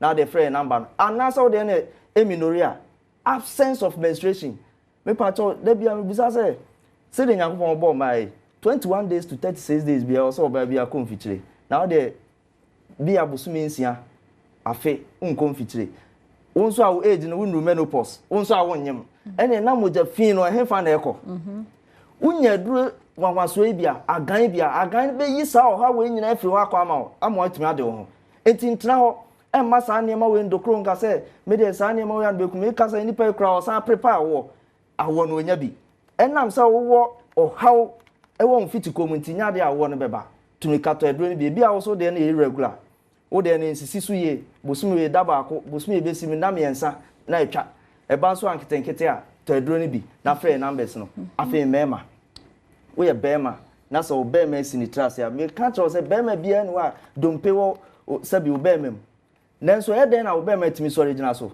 eye ntini se entin betime nya hoden moja betime fro akọ ho ye proper circulation akọ ho no ma uhia nitric oxide na sa nitric oxide ena enroi eniema ye de enti enubra ne nutan enhaban hodo ekeka bom nti no etimi bua ma moja di afusa ne ko be ma no ti so ye be ma na sa no pa oba bi anwano amo anwano yira but o siutrase shame because bema bia san nyankopon ayo se ukwan da baba ho na ukwan da baba ho isi a we da nchen wa dan se onua ba de a mesra oto eduro no agan cement vital herbal mixture and then the capsules no otowie ya wo de anso obefrey na de wetire bia ya ka kiro because wonu magane be kire wo nua ne diem kama niam bi nso aka ho a ye kan say cold a eno wo yensem enti wuta wo so ofrey na ya kire wo sa ne mana ka ho nti unu medro na won say sebi na be ma so regans wo premature ejaculation wo ko ya na wa science utrase na afi de sebi anopa mu ani ma twetwema me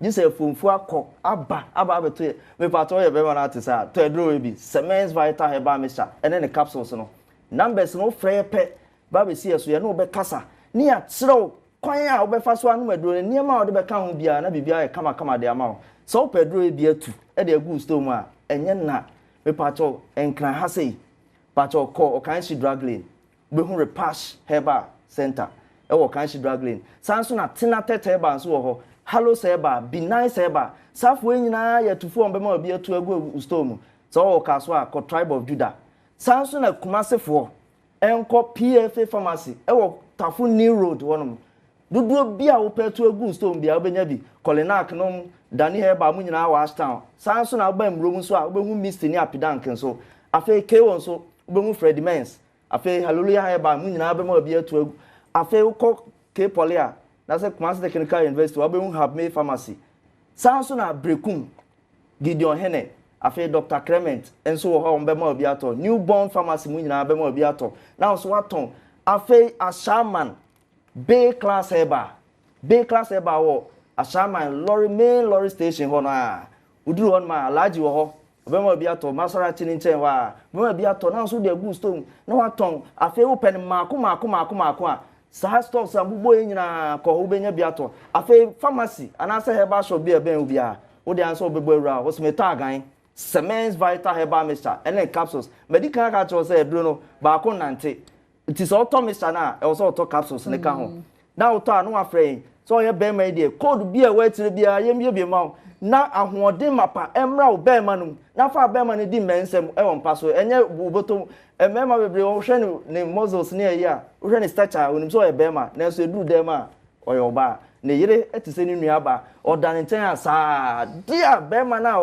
ode be ya ne se ode be dwonso se sa na tie dia me pato agan se oba bi jo akragina mu cement vital herbal mixture ene ne capsules no tobi na free number no 0240 61 60 61 0240 61 60 61 and I said 0205 57 35 55 0205 57 35 55 again and crackasem yes a giant yenim say giant so there will target area bi a woto a wo pese e konti yes again eto sen na eba straight kona koto edro ni bi so yo ba so ye bema obi won so a sebi o jane na moja nko a de akire na sa no na stefia me kana ma kirim kitu a bi a se wo moja na ye kokko a bright red e be ka say hemorrhoids na pempi no a me nuanum bi e ka say koko asisi manim koko aye mani koko aye me me pa cho koko enye ho hemorrhoids anase piles ayenim no sabi yeto kwan yida say ye internal eno na sa no koja na abonse na moja di akire moja ko obi wa ne de no na bibia pia ba friend rectal prolapse kokobo no bo se pia ba na moja ne sa ho sa se sa o how we bi na wo na wo ko unya excruciating pains anase wo ko pains mu a eno na ese koto agan wo to no mu a e wo se moja ni twa pains na wo fa mu ni nyina bejai wo fa number na no wa frɛ ne ya kyerɛw se de usisi yo ya wo ye bema wo pese wo bema ni gina so se de besi ayi nyina no na ya kyerɛw nyina na bibia ye come out 0240 61 60 61 afi 0205 573555. Again, you say to say Stevia. Ti asem na no waka no Mr. Ofa number no a wato de no wa di details no say so mbie locks bi ma na no atumi aboa wo nti yenyina no so na wo fa ne number na wo no wato so Yanchiamu ni mama kwa bashonko. And Badwam who se pejuma so world of entertainment ni echegwo de fata woninu sumu jedi bi sumu. Aha da me ka sure say na mixed feelings. Ba me ntiase se wakodwu ho. Na betom. Na yebeka. Na befa feelings. On that note, meeting the Sandra or Hemi Ametiwa. As you may Adom entertainment, I may a Ghana for Chimoa. When you start sending, where do you or your guy? Sister Sandy be a guy. Ghana's entertainment perfect. And Kwadama me, Ubiasia, Yaba, Yanjo Komo. But Tie Cassia boy na Shannon so. Ma boomfu. Yeah, say my copel fella bin as a may I release it for la cho. Wa kwaya ade na betum ne yebeka ware ase wa anye ma ha aba ha ide na so wayo wase ase but yan kai mo sa memne da anwumere ye bisa nwom yan kai mo we say ye bo ho de huru na moti ase se memne da anwumere 7 p.m. to 8 p.m. no ye ma undiluted entertainment we bisa nwom no a chill up season what season both bass ye jiwani throughout 247 for entertainment lovers. When we need entertainment, I won't metiasi. By entertainment, you DTC for mama. It's what they're radio be brow. Guys, radio by the end to us, Ghana for Monsempa, maybe the day 7 p.m. Yo, big shouts going to my director. Obabi Siawa need to brazier Frank. Bonsema Prosla. Abaya sorry no kwa no Jimika. Oh, Priscilla, you are good at what you do and I love you for that. Me producer no ebusuya OPD ami boni di one year one fin watching ni tikwa ka so Beyonce. Oh, thank you girls. Every Saturday ya de bema intro ni solid. Ho quiet 10k. Tiafa fa compare de bra. Fa compare de bra. Ah, ya ye show ya hype ya ye show. Compared. Happy birthday.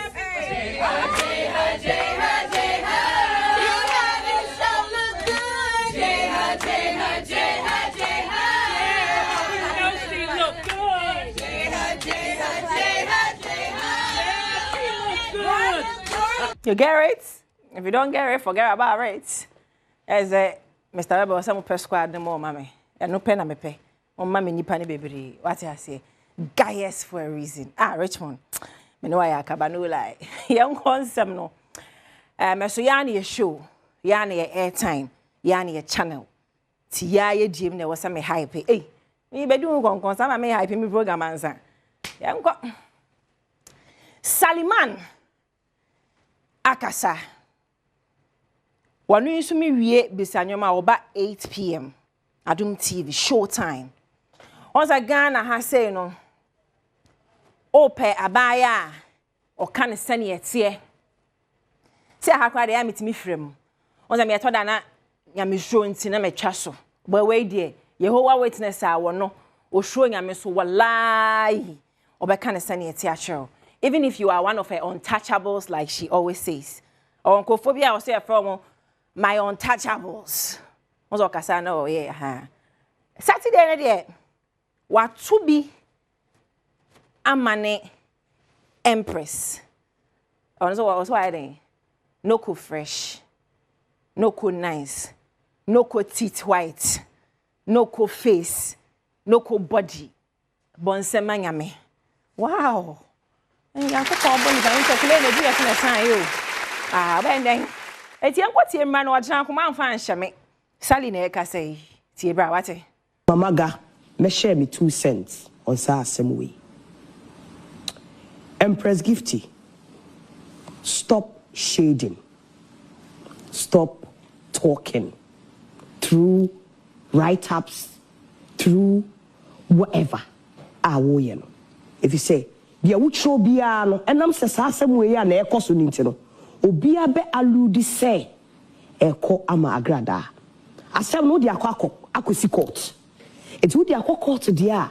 Now, was said to say, dear, the co host for in Nasia Casano, who chay me court near she said, dear, send you besi.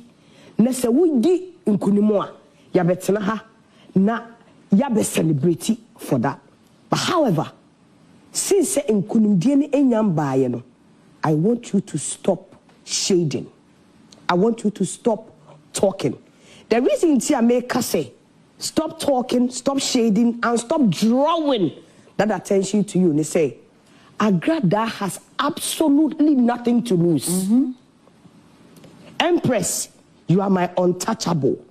She has absolutely nothing to lose. She's a social butterfly. Social butterfly, so dear. Obehwa, okay, can sem.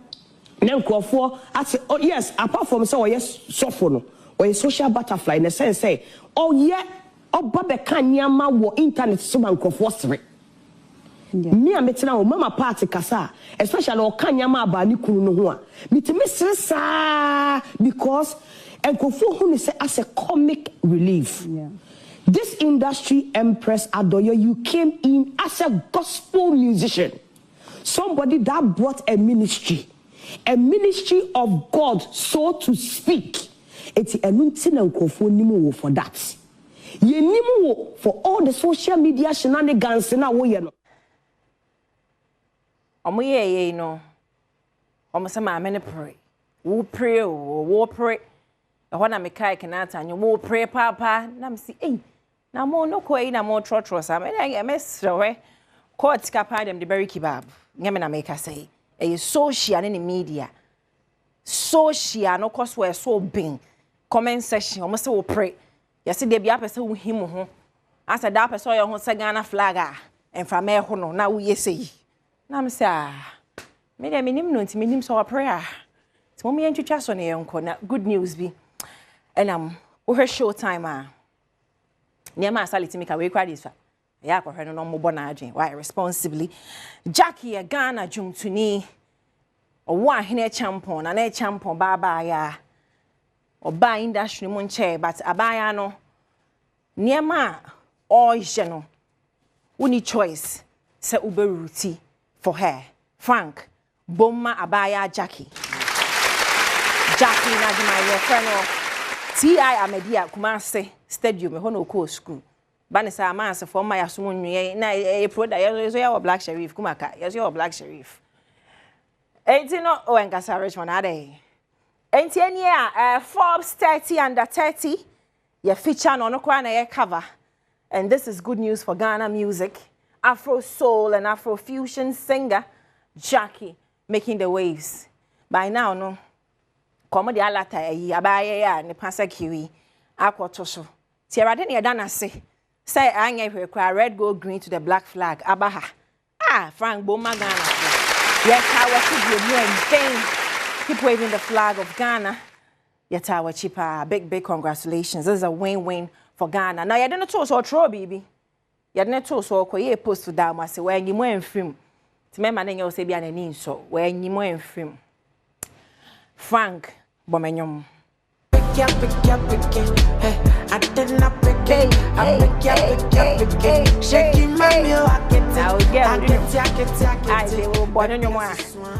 In fact, Baby say years ago she would come and say +2 pap. Emma police fortune too. Fact, okwade mu de duanan ani achire.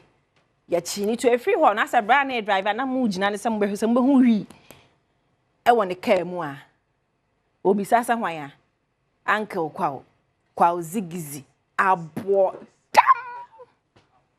ada na moya brand sa just say Washington da won na mo hye anyo won krama mo why ko tie brand for the popping tie bra Ghana police ma stop him was Spinters Road or ma stop him bare 30 minutes ma bomb search mo search me mo di me gina kwan ho abọ me search mo search me ka mu nia say mo hwehwe wi na mo di ama me case na mo di ama me case in the bre ya wi ase ebu 2025 mo hwehwe wi ama mo be ma me wi case mo frampo a wa bampo we hu say hye we ni ase a wonche hye won a ekitawa na woche nti ene sa na tie 2025 mu ne we wate yesa okọ ukro bi so mu di wi no eye nuru ne haban no bayanka asa mo nhye sa ne yeka wo hye so yare mu a enti mesra mu mu na ama mu nyina no why engesa wonam na wo hye engesa obi ene ka na nwusie ku ha engesa na otie na ire kra pokes wache obwa na ire a wo se wo hye ompesa me so kra me mpesa me wo fa no na me mpesa but for the poor people of mama, but for the poor people, man. We do pokes, we chim my chen, oh, I pick it, then I pick it. Or chim was a for a pick it. I am going to answer them so. I brand to be the Adanko. Adanko, so your mashu, nipedin no, Adanko ma swedi, Adanko near friend. Na on one of me beside me producer OPD send or your day. And almost obonyum. But minimum on the street. Say no ne medical mo. And is that squad ne AMG mo nenam. And almost fall out. And I mean no. As a social media critical or basso, a bet na dream. I thought that not see a faso. I thought that so na maybe who as a full entertainer. Showboy near friend, aka Adanko. What him spent all week over the weekend no. Omo booking Nigerian artists. Anya abranti ene de. Na de kotie ba na me mo ne nyom so nkyere mo. Because I don't know when muki no. E bia na wuntie ne nyom da obisa say eh na bra ye buki wa de nyom ne ebebo. Me ba. Tie message ni wie. Wo ba mati watie nyom. Why? No more timing. Enyum bia ni wa mabo Ghana ha bimbo bi. Melodies bia ni wa me fa bi ntu so. Membu kime maka kubuki Nigeria ni naba. God damn. Ashime papa. Ashime. We as me sambra for free. They go for boys me Jimmy pound. Be bring na be. Kila menchia. Was it? Now the air came. So who pen you met me boy because was I na mu kino. Obi sasa wo kwa nyum ben no bebo. Atamfo she tiene your breasts ya. By now Legon students so she. By now mom call paint all week so she. Amu na see ye. Ka obeboy ya komesa. Hallelujah. Bonsema talent. Showboy. Okay. Echiao kai what? Maybe we have for the talent. Tien twaso. Adekwantia netizens social in the media and so can say Empress gift pre no ebini ba me stress say u kodi concern chese say bia sister Sunday your story I know what to watch no abo video no so a chere say enye me na me kasa e social for nsem o maka ne bi na wow fans ne wo no mo a wo muji wudi watch me mo hwe de erade be ye no mo hwe no more true. Now what can you say? Do me any video na ngasa. Dia no kan you be true say. No dey asem no. Tiemra. Confirm it la. Wa Google no confirm. Google and confirm. Who be what? You be plaques no. Na me music asumidi. Na da kuchia award. As check crano. Maybe I could BT Grammys. Hey, maybe I could BT Messi. Better awards. Boma better awards. More comment association, more pray, switch focus and the followers, more pray. Because may I have comments? I didn't have nipa no from. Tiwa would trade, mammy, chewa, to one from that we say, and to be it will be a BET better, won't it? What's it better, bay, madam? What pray, the mammy was so pray. Mammy, what's so what pray? Hey, Tinipanga mistake. Da more faults, more negativity now way better. Anyway. Obviously, no second slide because switch focus way no. Kwajo switch. He's known for the second slide. Switch is the baddest on the second slides. On the start, I wasn't going for people, but switch is the borrow with the second slide. Obviously, I didn't hear any better. Some would be it, Miss Me any better, Mamma na short. It is and a koi. Into no Ghana for no. That will be a life. Or more go to a message, no. Or correct your walk and when you be biatro. But Empress, mananya they say you are the news. And you'll be on a call life or munya story film. That's what I'm mananya there. Now watch me, I'm some watch you. Why? Mamma Bong, Sramo, I said me be crowd courts. Mamma Bong. Better album media release the stress, Kakama me release. Should be release the stress, maybe it's here. Something to me, why Jatanum? Me general idea in one and Tiasi, Menya Jatan many. Chamai, maybe I don't want to meet me in Nakata this year. Hey, Bema. Maybe. Blah. Oh, boom is here. Eh. A kiss of white and try to most watch almost something to me while monum. The best end me confirm with free more. The best me confirm with free more. A silver you could tell pa, dear Diana something dear. It will to me wow when say Bema Casa. Bema, and that they know what you mean. Now, a day praying or something, and a kiss of control of much at Casa. Was I would have been something bit my one and no easy, sir. I heard I say.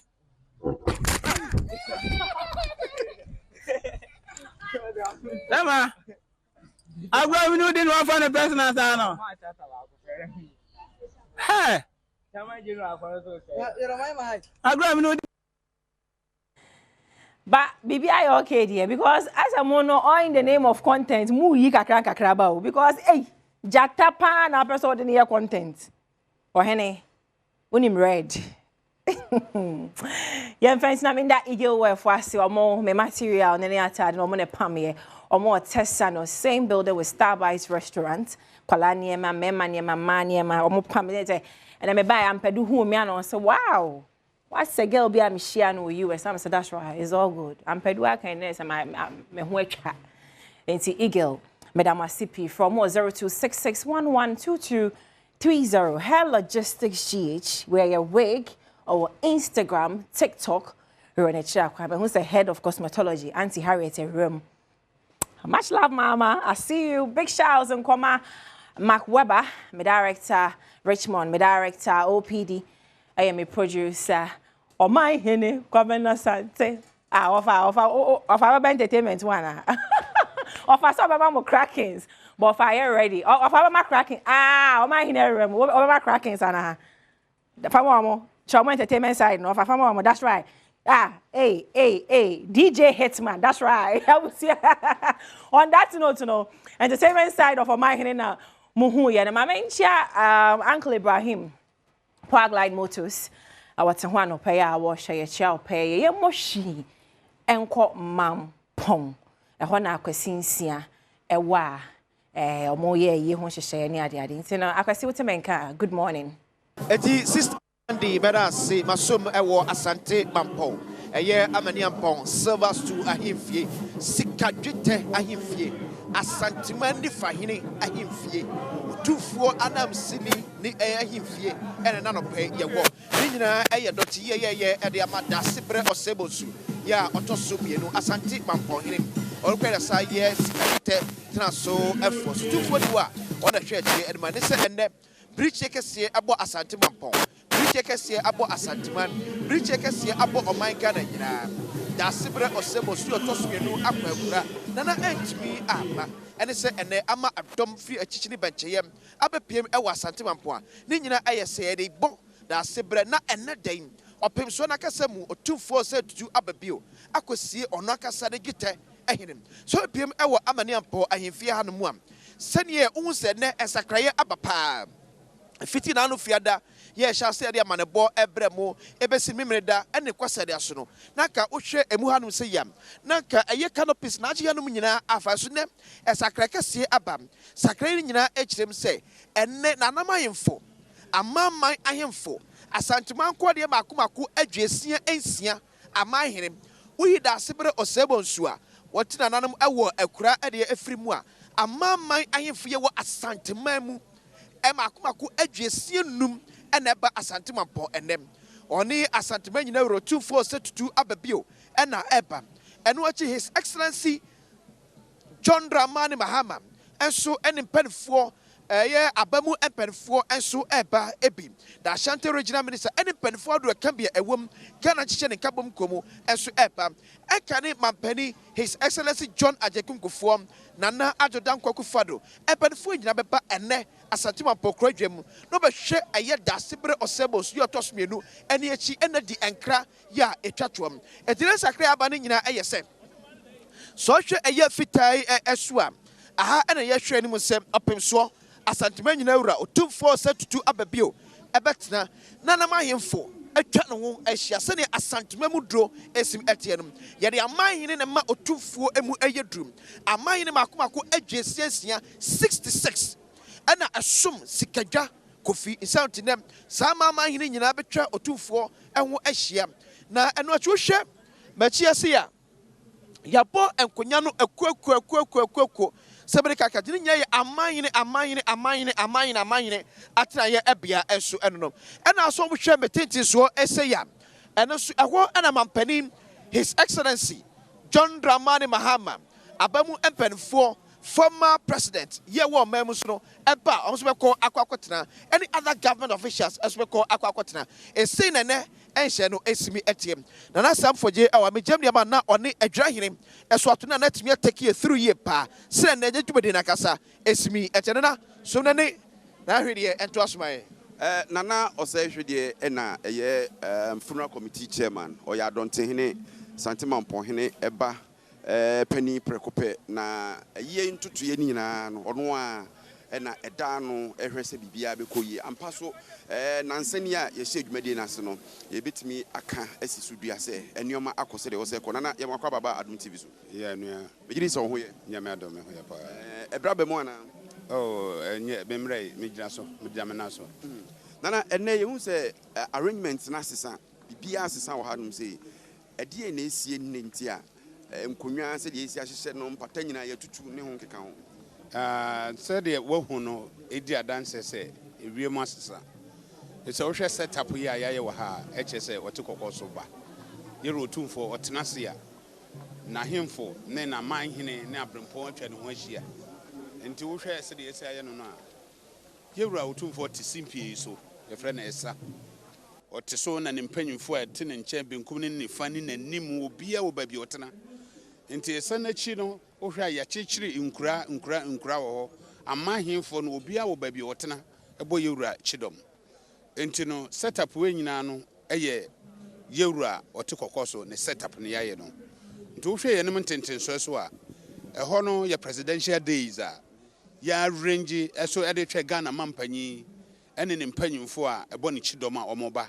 ene dwumade awia yi enti wuyi Ghana mampanyi esi nkyɛn a ye papa no wo so be di president mienu a wo ma ho megemo ye papa Kofo ne Nana Ado Danko Akufo Ado wo nyina eba to wo nyina ne president be transfer hobi ne mpanyimfo ahodo aka chairman of council of state chief of staff and the government machinery no mpanyimfo wo nyina no wo nyina do manim onyam eba abe support the president na wabeja ne papa kwan kra nti yeka na chese ene usual amount for abechi abetena se ye ba ne de ene nyama asesa ene de asesa pa if say ye wurate ha na se o mampanyi wo ha de a hu se security no emu yeduye nti wo mo accreditation kra ina perimeter no there's no way obetime wuram security for ma wuram na media for recognized media be tisemo ne na se for them mo kwansemo be wuram cause am accreditation se bloggers na woman na woman accreditation security bia no obem kwan say wo munwura mu ha if say wote kokoso wa ha the security hu hia Ghana mampanyi wɔ ha ne secretary ho hia mpanyifo wɔ hosuru ha ne nyinaa wɔ ha wɔn secretary so ho hia na me kasa so King of Swaziland president no was send delegation so a wɔn represent no a wɔn so wɔ ha wɔn so bɛ join mampanyi ɛwɔ presidential days no so anɔpa nyina mehu sa amanfo gu so a wɔn kɔhwɛ nana ani akyi ɛne na di nkire twato brɛbɛn na saa santen a ɛkɔ ne nyinaa ebetwa ne bia sɛ bia mpanimfo abɛnti afɛdeɛ amanfo temamufo ahɔho wɔn fansi wɔ yo ɛmɔ efiri dumienu no na ya stop bibia ebi sɛ yewura wɔte kɔkɔɔ so menim sɛ akyɛ kora no ebia donko ɛne fa ɛkɔbɔ dumienu no na yewura wapie ɛwɔ mampɔ ha sɛ nti wɔne ne last person a obekwa akɔhwɛ body na kɔyɛ na mamre bia sɛ wɔyɛ di gya ne nua ne kwan Ghana mampanyi ba wɔno sɛ obekwa akɔhwɛ mpanyifo ne nyina ba yɛbɛ direct on the protocol no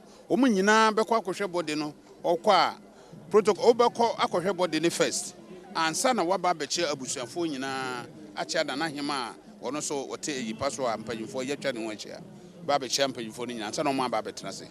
That's the protocol on the ground now. Ya come here several times. It's like setup here, menshia setup. Menshia setup no. So you were transfer. Mpanyifo abo ne ho dom no. Eno na hu no ano. Na say otumfo ba wadane kurura prekope a odi ne hene eye ne hihye ne bibia wa hat say de o menshia no. Asantema wura de ba bia okobia obo ne sesen wo ho. Santima kura nse kosua. Ono ane dia. Enti onya pia ne num onya mpe ba bi obepie no a. Ba bia otimi trase. Ma be betra so no menshia no ano no sanete. Menim say ahwase no na moto nsa frɛ temamufo ɔmanfo wo benche yenum ne ade nyina so omomra ene de mu invite ubia kana nanom ho. Oh enu ahemfo bi free different regions by latehene yehu no wa ha na sesreku was here oye yadamfo yenua panya yebu no ayi enkranfo ahemfo no bebre ba dodo wahene ene ayi your friend say akwamu hene sani delegation ahemfo bebre ba ye omo nyina ba nura because ene yewura ba na ene yewura da na asantema wura wo ba betre na tabu mu no ntino sa ahemfo no nyina ba nura be sesre kwam kɔ a ene no omo ntimi mfa omo de no emeka ho ne efse yewura tenase a yedi kan hwɛ na manhene fo ne na brempo no first ansa na wahene bi afiri ba bi ba ono so yadwene ne ho ansa tinu asa mpanyimfo ahemfo nyina abedi omo hene nura members of National House no omo nyina so wa ha omo president no a woda paka mu nti sɛ yewura wa ha obi ntimi na paka mu ne to omo nyina bedi omo hene nura omo bedi kɔ enne de yewura da na paka mu na obeye na mamre atenase sa asantene asante mampɔhwɛ ne de ɛhye ne yam yɛde nkɔmɔ no bɛsi na ɛbrɛ ne yɛbɛka sɛ yɛbɛhwie bibia ene okay sɛ yewura wie na ɔkɔyɛ na mamre ne wie a anwumre opagya no mu a ahemfo a yɛne daase do sɛ bonsusom asante mampɔha obi a wɔsɔ afena mu so akyerɛ daase bia brea no efiri no wɔtwe kɔ yɛ nyinaa bɛkɔ satellite tintintintin na yakɔsua ya kyerɛ daase bre wɔte ase ne yesu akyerɛ no asante yamamre no na sɛ wɔhene fra ne ntematintim a na ahemfo a wɔn so akyerɛ no na wɔte ase no mo bɛsɛ asua ya kyerɛ no abra yɛde ne kɔ ɛsɛ yɛ so yɛkɔsie no kora ɛsɛ mo sɛ anwumre mu obi ampie wobɛtumi apie so wonsuro deɛ a ɛsɛ wopia bi bɛtumi asi biribi ansi bade yɛhu ɛyɛ asante kasa a yɛka sɛ yɛkɔsie no sunsum bi di akyire that is our belief nti sunsuma no nyɛ den na ɛne mu bɔ mpu ne mpu ɛbɛyere wane ɛbɛ na sunsum asɛ na meka no yɛntimi nya kwanya sɛ yɛbɛtumi apie sɛ sunsuma no nyɛ den a obi a wɔkwan so opie obi nkɔyɛ obi a bibia obi nkoku obi nkotwa obi ti dabi tete ne na yɛyɛ sa ne ma nnɛ deɛ yɛwura brɛ so anaasɛ saa brɛ no saa deɛ ma ne ne hɔ biemu yɛwɔ saa believe no ehu no wɔ yɛ mu sɛ ɔman hena ne mu yɛ du sɛ firi tɔ a ɔbata bia aka ne ba hyɛ fie sɛ hɛ tete ne twitwa tire nti obi an hyɛ fie ba nnɛ deɛ saa deɛ ne ne hɔ ɛni hɔ koraa na ne mu akɔi sɛ ɔpem so tena so ɔbɛdwam sɛ ase a sɛ ne ya ne ka kyerɛ asanteman ɛti asanteman sɛ asanteman wura atena se na ni abre ɛnyɛ yie nyina na wobɛhu ne sɛ nti onya pie sɛ ɔba na wabɛsie ne de hyɛ ne deɛ na nim sɛ n'ani asɛm ato no rɛbɛda ase eti ɛyɛ adwira hene Asante Mampong papa ni planning committee chairman you mo na hwa toto .ye ehun bibia nana enisi na so na da se sana penso agebre ene atwe ekwo eti yanka arefo se awia no mienu ye life esa the free amani ampon ahimfi hanom ye de bekoso bia besa Abirem biem no asa hunu ne ye bekoso ewo .ye eyase bia opemso etena se His Excellency John Dramani Mahama His Excellency John Ajekum Kofo Nana Adodam Kwakufado ana bamu mpenfo adoɔ etena se kimua ne ye bekoso bia wo Asante Mampong amani ampon ahimfi hanom no ye fa kame ahwefo ene etiefo eti nana ye nya mufama ɔmahene kwamna Asante na eja so wa ama no amanti wa ama de ne ye waye ɛhɔ Omai kwa blasa nyamenka ho na nam so nka wai otimenka anope macha mo djuma sunu kese amoye ewo Mampong oni unia as e kan say minua eye kwabna edamwase djuma sunu ko a mo ye ewo honum ma menka o say yaba back to eye studio ebedi enkomo asa hye obo say no mienu ntem no de ekoso wo Mampong na asampofo ene akwasi insia edisa nkomo no ebebro ene wotwamfonyi na kyerɛw ode funeral committee chairman adwira hene ono na di nkomo kama wa kyerɛkyerɛw enioma ebekoso baabi a ote kokoso opemso na nkasa ebetena na amahene aduosiansia semtini a ebetwa ne ho ahia ene ne tumi a ɛwɔ Asante mu no na afi wa kyerɛw bia Ghana Mampanyin His Excellency John Dramani Mahama ene na pamfo so betena na wasa aboyen kai se Swaziland mpanyimfo so aba omoso ira jomama bebi obetena ho ano betena afi na nado dan Kwakufu ado ene ono so na pamfo bebi obetena nti uhwe ne de na oka ose so oni ahyenso de bi ma wakwanya se obeba ho abedi nkomo bi abetwa mfonyi bi abenanti bebi a mesre obebre wadaroma enkoye ma wesu emetwo ka ko se ne etwo ne etwo atade debi wa uni ashes de no obetimi akwa akopim baabi na afi waka it wa ashes de no so no nyam me nyina akwa ne ma akwa ma de nya afi na akoda fo bakotwo tumfo na yekofa asema bebre abro daabi it mu manage bibia yi na nya kama na anko ese na no da president zashin shoe no afanyo gina parliament na ze wo sentu ni president shoe who did that one video kama we wish everybody the best of this week. Titri nyanma mo Mampong no. Yini say ani braba but mo abo mo so mo achina bibia enkoka. Yebetu fa na ya akogina body quickly na ahwe body nso de ekoso honum. Meka body for I have not interacted with you for a long time. Body for minimum ni nkomo. Ene anope wo body a na free body a and out in Bodia from on 0302 211 ekusi 4 o bodi nkwa peso aso frame ebia obekai ye minister ene ye mrahye bedwani se honorable patro hano school dan haka kra bia kan count cement be wie ya ebia nano da hade ne nkonwa na anso hano se bia kwan no honorable patro hospital we dey after doctor for nyina wo kama a teacher for me bi almost someone to board your masako enti kai no minister wa member of parliament so our body 0302 211 701 ekusi 4 ye ka say the deputy minister of trade atenase member of parliament for body constituency nimyan for Samson ahi owa hi akwa ojo so won bibi aye na me kwemu oh ya me adom good body for my friend like who's me interacting my body for yes I am frefre but body for me hwemani se mo so be ka bi ache mo ntwi ade so yeah area na community health center bi a show no e penti e kura ache inkonya ni doctor go o de kai is good bra ye wa mamu mu na won ka kan sa na ebo okwanso ko so but beyond that constituency boko party kama oh bibia na kama president Obama mamu answer my men ni kan emma Mampong hema ene na trankoya titru otunfo ana ni bakon ja to so ama ena no pai ate sɛ ɔno ankasa bɛtutu anamɔn akɔpiri mu ɛwɔ mampo na ɔkɔkɔgya ne lieutenant ne second in command ɛkwan mmerɛ a Nyankopɔn to no nsa frɛ no enti yɛma mu nyinaa yɛakɔ na yɛsrɛ Nyame sɛ Nyame mpɛ nana ne kra nsie yie na daakye totorobɔnto no ɛbɔ a yɛnnom a yɛbɛkɔ heaven no ayɛ nyinaa sɔre na yɛde akɔhyia Nyame enti yɛma mampofo nyinaa yɛakɔ ɛwɔ ade a atɔ ɔmo ani ɛnyɛ ɔmo nko a na aka ɔmo aka Ghana afa na nyinaa enti ne di kan na amamu ti sɛn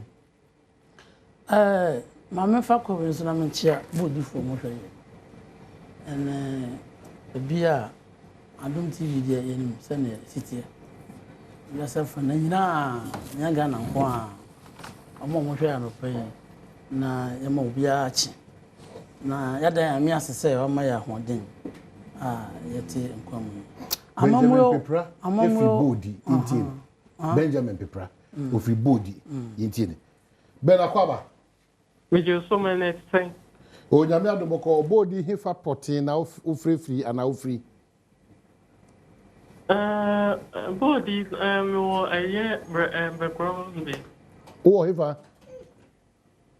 Pacho background be What's the body for now? Background. Body background. No, background. Body background and background. Over the background. And everybody. Only hold the enemy. Everybody background. I don't count. Oh, Mr. Baba, you celebrated your birthday outside the country, right? Well, my birthday na minya. And then we celebrated outside. I just said, okay, I am deliberate question. Now, what moment was your theory? It was so deliberate.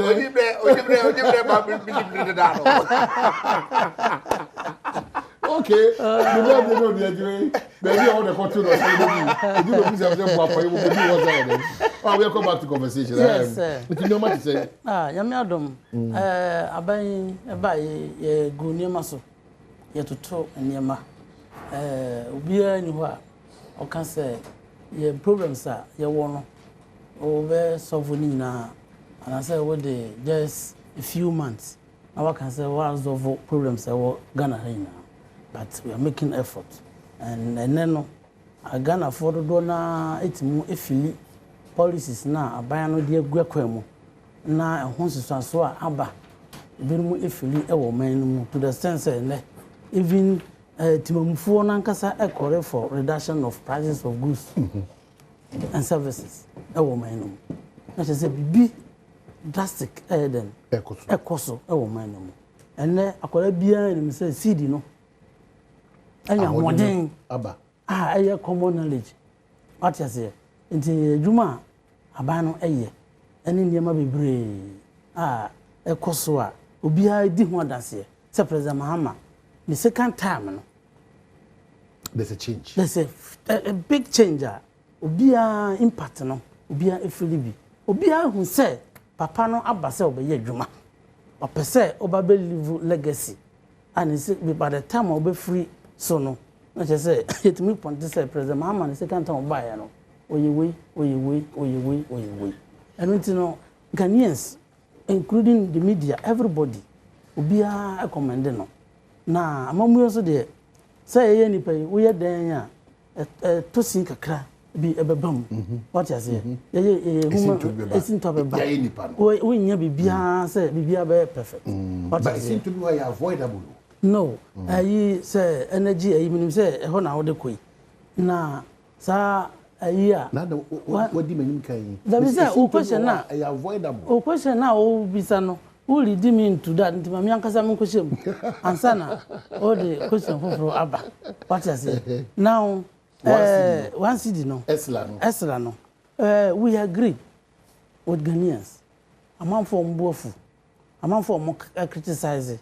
Man for Mokasa against one city no introduction no. We agree with them.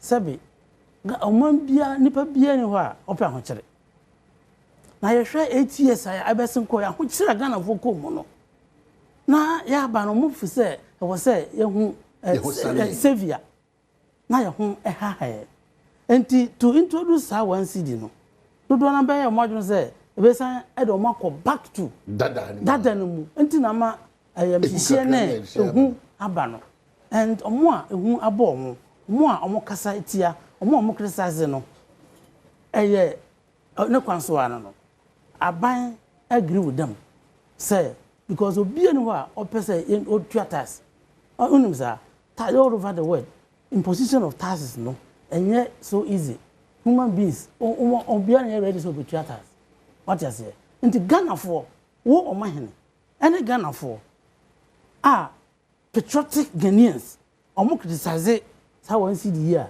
you careful with your choice and you say what draw line no patriotic so I mean the right point crowd was yes why every Ghanaian patriotic Ghanaians every Ghanaian is a Ghanaian no a bit the same people before omo de eye omo criticize omo so de gina no yes say sebe wote grass dem a on to boba what you say enti say wo ma hene wo so de na say won tia say urezi issue so a me no me no ni asem because sa ho kire ba e be kan say Ghana for patriotic Ghanaians no obi mo yes na any problem benya be before omo ni sa akwanya no omo ni some moral rights they don't have any reason to question how one city win omo hene edumre bi 2015 and aban no hu say so much legacy debt in the energy sector. And yade extra buy for 5 years. Say, na fan tisaka no. And ye implement extra for 1 year. And now by 2020 no.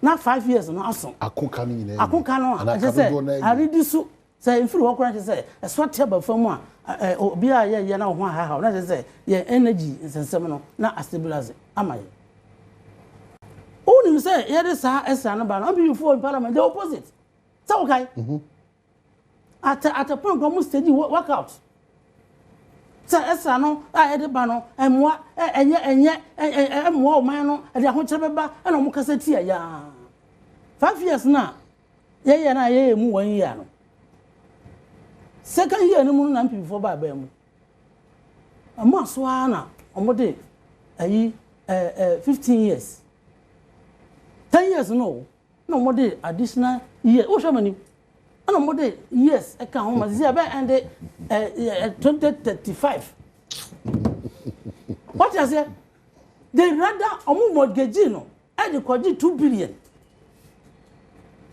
that's la some of the nkani ya hoduma and that is somebody says can we no and then it's getting worse now it's worse now omahene Ghana for ye tie no sabi omo adwen papa omo trimu a omo bisa say ada na ye de one city ne ba no aya na omo ye adwen no ye misa say ya no energy sector no ni jira bia te sen. We have energy crisis in this country. Hey, sisi e ka say. Na say what the car a sector we no the car $3.1 billion oh. Is it 3.2? I think $3.2 billion. That's the debt. And the kind of form we no pay. And yes sabe you need to say you be introduce one city tariff say you fan tua ye hoka. But man, the reality on the ground, and say, as you speak, energy sector, and I say, want to say, power producers, not say, they will not supply power again.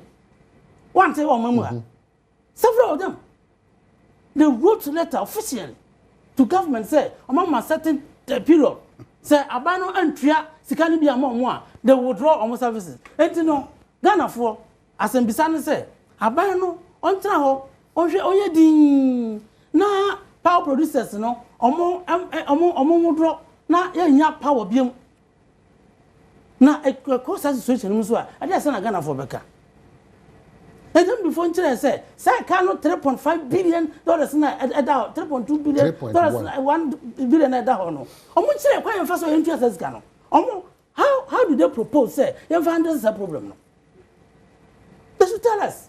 But the options be anyhow apart from that 1% imposition and that option and can make kwaji loan normally Ghana make kwaji bosia one mo so amon we born into no ai omo di kro mo say o man nyina ya bankrupt nti omo ka kro mo de kro mo ntimi ntua both domestically and then foreign you know o man hu dia me omo di kre say enti amasisi ya no kwa amana so kwaji bosia kro na ya ma ubi. Look at our situation no it was option na wo ho no one of the best options can all say ya kwaje bosia na you na Ghana foka but it's a bonny am before a year into no and then you can't even go to the market international market our man bosia ya fa ma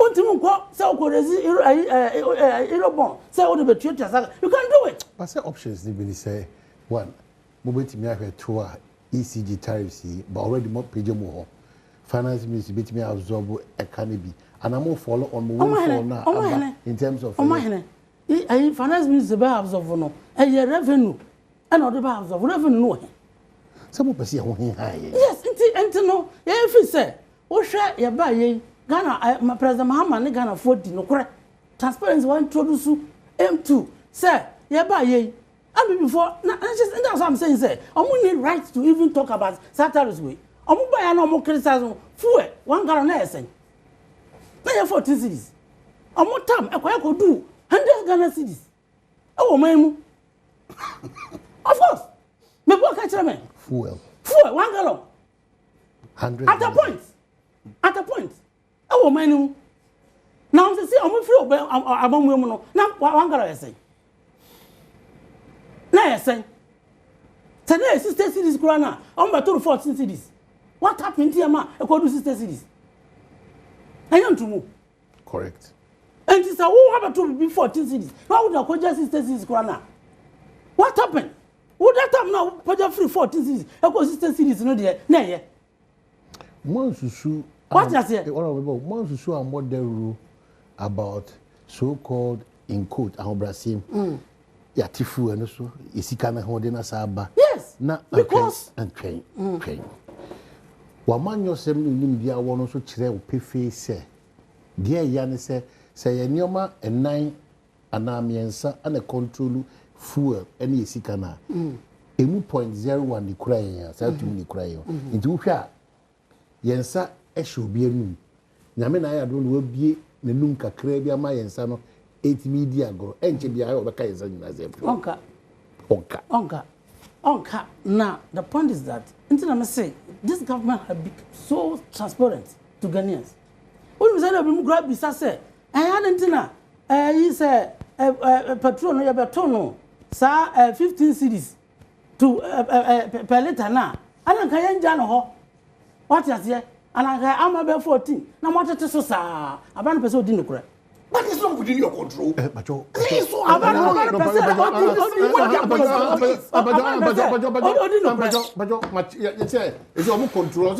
An open, transparent government.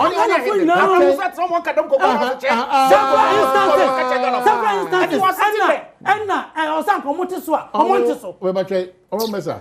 I've drawn his attention to the factors that contribute to stability even in terms of our city. And the gains are in your fuel. It's a coconut story. It's coconut to you. The train, as we speak now. It's coconut to you. See, can I want no air perform? Yes. Fuel no air bomb. But my catcher, with experience as a politician and educational, only perfect say, yes, I should be or see anchor into our church. Yes, anchor because we have an assurance, say. CD no will continue to stabilize. Complete. What is here? Modern stability remember. Say you want in gold, you know. Gold board wo ho. Sir, in fact, sir 24 hour no. E ba implement here. E be ma e bu adwuma e wo Ghana ha. Production e be kosoro. Amanfo be nya adwuma aye. Ama income, your generating income our man no. What is here? And you know what I'm saying is say fu na eso tete na ye tete no sanye transparency na aban no pese one Ghana for eya anka betumi amasaje figures no but we didn't do that na mo yi money na nka mo dia yi money na nka dia fam in fact asem ba he do na awasem mo ka no say Argentina mo yi money na mo yi money na nka mo fa na se dabi ya President Mahama adinse a kire Ghana for say obedi no kura a kire o enti dem bia ya be mo hu ensuo na se dis a over hwe a o ye wasem. That's what we have done. And you know, sir, one for na abano. In fact, by another equal, I didn't be some from. Until I don't know, effect no kurano. No be friends, no be effect. Anti no media. Ghana for a vessel. I think say now no. They say near or what Canada no. So no so. I mean before back increase a period from 5 years to 15 years. I want fan tia. I want this come on piano. I want the ball mine no brow. Governance. Who did you purposely? Who introduce that internet? I'm not for being akasa. Say, omo they don't have problem paying it. But whether or not say, you be use Sasikano, and yet I settle part of the debt na war. And on President Mahama, I said gonna for you now was say. In fact, Emra oji tum say $1 1 cedis no emra no na enye na komomu na ode oyaw na ode yeye na wanye sanso a energy no burden sector no ebeji nsem enti o srega na fo say yamwo no na yanji ntum na mom o se bo say obeji sika no na ode aye the purpose a ema ya introduce sa 1 cedi no. What is it? Intermediate, me say, patriotic Ghanaians are more concerns with that introduction. No, it's legitimate. It's welcome. Government will take on board more criticism. Now, I'm before they don't have rights to talk about this because one, you took fuel price from 14 cedis, you left it. Me say at a point 100 cedis. What happened to Namako? 1 to 1 and did you leave it at 14 cities? Okay, so and then we enter my pager from 14 cities. So the guarantee is that sir 1 cedi no esla ebeji egumuno. Ebeman so e papa abba and see abema ya hu say they say ya no body light off eba obi esu omo fridges omo ye cold store no mo wa kire omo yen tua 1 cedi we ebe improve power sector no ebe improve energy ama o koto nam fritama be go warehouse ho na you don't think about say bia laptop be man nam na pro enti ebe boa ama in fact the only thing is say sa power producers no ombenya some level of sanctity say sabana say obetua at this month obetua say amaya there is a scout where the obetua ebasana they will continue to produce for us. Okay. Unlike Nancy omo threaten say omo threaten say omo is a omo kana they will stop production. Omo stop production. What will happen to us? Okay, so and what you say you know masa nyina say omo kasa omo criticize no aban no at yes omo because of that $3.2 billion debt now. I'm before Jaha Montreal or Jack Adao. Ya who be I be fan one. Energy some emergency. Okay. And yes, wrong. So I think that almost every government be a far idea. This particular sector will be no our jam for Sudia to hold. And then you have to establish that point. Number two. Remember, Sanka, I'll be by. And who said no? A canna and legacy debt na abatono. Yenya impossible tax. Now 5 years infantry. What is here? And if you follow it religiously, 5 years, we should see drastic improvement. Sanka cano above from. What by now? What is that in feeling be at home? Additional 10 years or so. What you account? Over corner, I cannot afena abalu. Former Deputy Minister, maybe you help us. Maybe yes, my yekano. It's as a antenna office or pain. Na yanko up and down here. ABI and Antino Maradonas. Are you able to help us say the working stability, efficiency, reliability? If we are paying the 1 cedi to Esla there, it means that is the assurance that we have. Is that the case?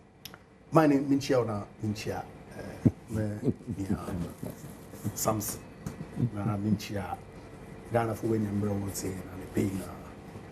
Now, my associate with the condolences are extended to the people of Asante and this week in a way, in Kessie, occupant of the Silver Stool, the E. Asante Mewina Yako. Yankopon Nankasa fa na crown phrase ye. Na you see, amine. Why one the way that there is some opposition what about government. What best once someone subano. What that could some nan or do triado would do man. Akofi. American memorandum Honorable Ato Forson or the core parliament. Full of lies. Also, PURC full wire reckoning of tariff on for fuel and count. It's a complete lie. Massa. I can say it now. What's up? Because I know too. What's up? Because I know too. Now someone can say, "Oh, you too." Not a bomb crack. And that's what I'm doing. I'm doing exactly that. Am I ne? Atrungu say. Osande PURC will compute tariff full account. Ma one gin to on your excess capacity payment. On the PURC in gin to more fun tariff no mami now we into account. And it makes sense. Our ECG under Mr. Mahama Naban Naka sign will contract the baby. Ain't here power. Which of them take or pay? Absolutely. Cap power. Chief. Oh, Mr.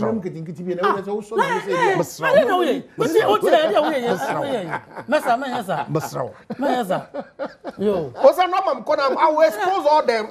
Someone have to tell stories. Okay. Excess capacity now. PURC 1 G to more fanka tariff. And rightfully so. Power contracts are signing. In fact, at a point, and almost 50% of the invoices are IPPs were generated. We don't need, but we have to pay. $1 billion per year in excess capacity payments from 2009 to about 2013. 1 billion. Man, so you sit here and come and say what? We inherited 2.5 billion debt in the energy sector. That's not true. In fact, World Bank projected that if nothing was done about the energy sector data, by 2023 it was going to rise to 12.5 billion. That's when we rolled out the energy sector recovery program to contain the debt. His Excellency Nana Dankwa Akufo-Addo in the State of the Nation address, last one on our Parliament on the 3rd of January 2025. He gave the position of on the energy sector debt. And was it disputed? Oh, Chief, Mr. Rao. It's 2.5 billion. It's what we left. Now, between 2017 and 2024, and another Akufo-Addo hand over government or the NDC. The lights were largely on. When? Where was the money coming from? When? Where was the money coming from? Government had to pay for it. And see, our promising Ghana for there are taxes be or stifle of the hardship labor. Yes. Eba ebeyi taxes ni be fio. And then you took away e-levy. 2 months down the line, they introduce a new tax handle. As my man because I am MPP. Is it new? Is it not a continuation? It's an increase of an existing tax. Exactly. So it was 0.93. Since we're moving to one CD 93, one CD 95 pesos. So it's an improved, it's an increase. Increase. But by more than 100%. To what end? To clear the debt. Now, Kasama means say, I in a reduce fuel. And I got for one higher one. Into say, S1 to one CD. Now, under the regulation was there, but you didn't even implement it fully. Yampone na whatever. Or those who choose is the core concentrate to what you see. Complete lie. Because it was a weapon. Was that there? Omani, since 2015. Now, Mr. Muhammad Aban, implemented full cost recovery. 2015. Full cost recovery in the petroleum sector. Also, na ban along for petroleum. Private sector full. And what the petrol order bar. Government was only providing some subsidies. Working in such that forces of demand and supply are crude price and the exchange rate and importers no margins no determine, of course, taxes no determine how much we pay at the pumps. It is a fuel price will drop from $83 per barrel to about 63 or say 69 today. Sitting away gain the strength. Yes, we can give you the credit. I don't have any difficulty. Even though I mean what is accounting for the depreciation or the strengthening of it is partly manipulation. It's partly manipulation. Is that what partly the gaining of strength? Not just partly manipulation. In the present to bring on the kitchen and the or the baby or the Bank of Ghana governor or overstepping. So if you are not manipulating it, no forces of demand and supply or determiner, then how do you even have a cost? How can you do it if it's the forces of demand and supply that is determined? So you can manipulate it all you want. But in the manipulation, no, our revenue unban is what will lead you to bring this draconian increase. A draconian. They increase the tax by more than 100% or a draconian. A draconian. They increase the tax by more than 100% on your draconian. I will wonder a draconian. No, e-levy was 1%. This is 1 CD on every liter. The reliance on the is on the windfall. I'm a windfall on your hand. CD appreciation. Price. CD appreciation. Or he manintimi and woman only man because meaning say what buying a hotosuo bi I windfall a otis aba kono free man and sheda Emma Ghana nimu or say no dey wen into or chirimu and Manchester petrol odu 23 cedis to a liter. Yentuakawa. Correct. Aba's not accounting for that price. Crude rose as high as $120 per barrel. The exchange rate no so cost. We paid. Crude no before. City no so improve over time. Prices dropped all the way to 14 as of January 7th, 2025. Yenyan who benefit that. If the crude are before, next city they gain the strength beam. Na petrol no are dropped to 12. What has Mr. Muhammad done that he tells us the honor why NT? So and one more city on your feet. What has he done? Because the fact is you don't control. Thank you. To 23 year work once a me. It was a market. No determining. Or dropping bus 14 cities as of January. So it was a market. Into what drop to 12. How does Mr. Muhammad catch and don't know why ye? In say yen win for beer Yeman 1 city, no phone call to your cow. And I ask, then the sense one yesterday the doing something come up yumpo. Or Sunday, McKay, we have an energy ministry. When we were keeping the lights on at every point, be a maintenance be a. And our system challenge me by my doom light. There was the debate about whether Doomso has stopped during Mr. Mahama the time and another during Mr. Akufo-Addo the time. Correct. So why are we talking about Doomso today?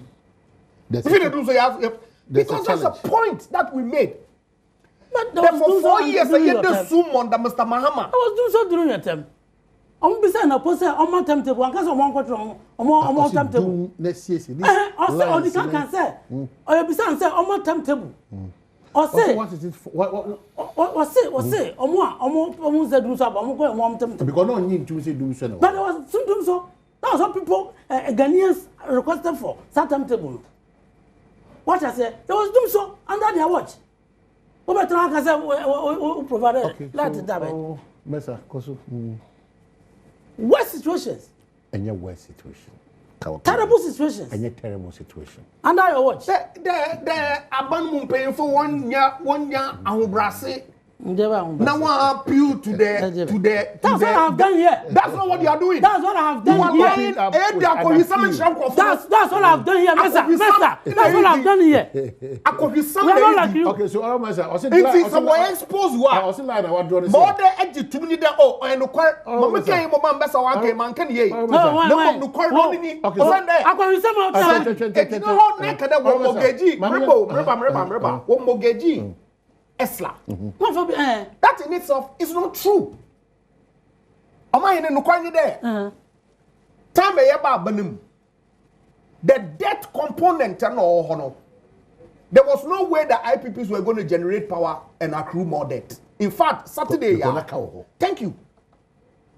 Esla so ban kakra e koto 1 gallon bia na etua kakra a wodi jiboma bosumusu bia ske wenye bia no na invoices mbi wodi etua. What it meant was that entumsia econo doma on so that you have regular supply of power. In Smabanye here in the Dokobo Bossa through the ESLA PLC or raising bonds to pay down the ESLA debt. Because we are guaranteed. Thank you. And then use part of it to service the debt over time. That's prudent. In any event, as of December. Hold on. What you kind of say? I remember. Or see, a buying buyer no.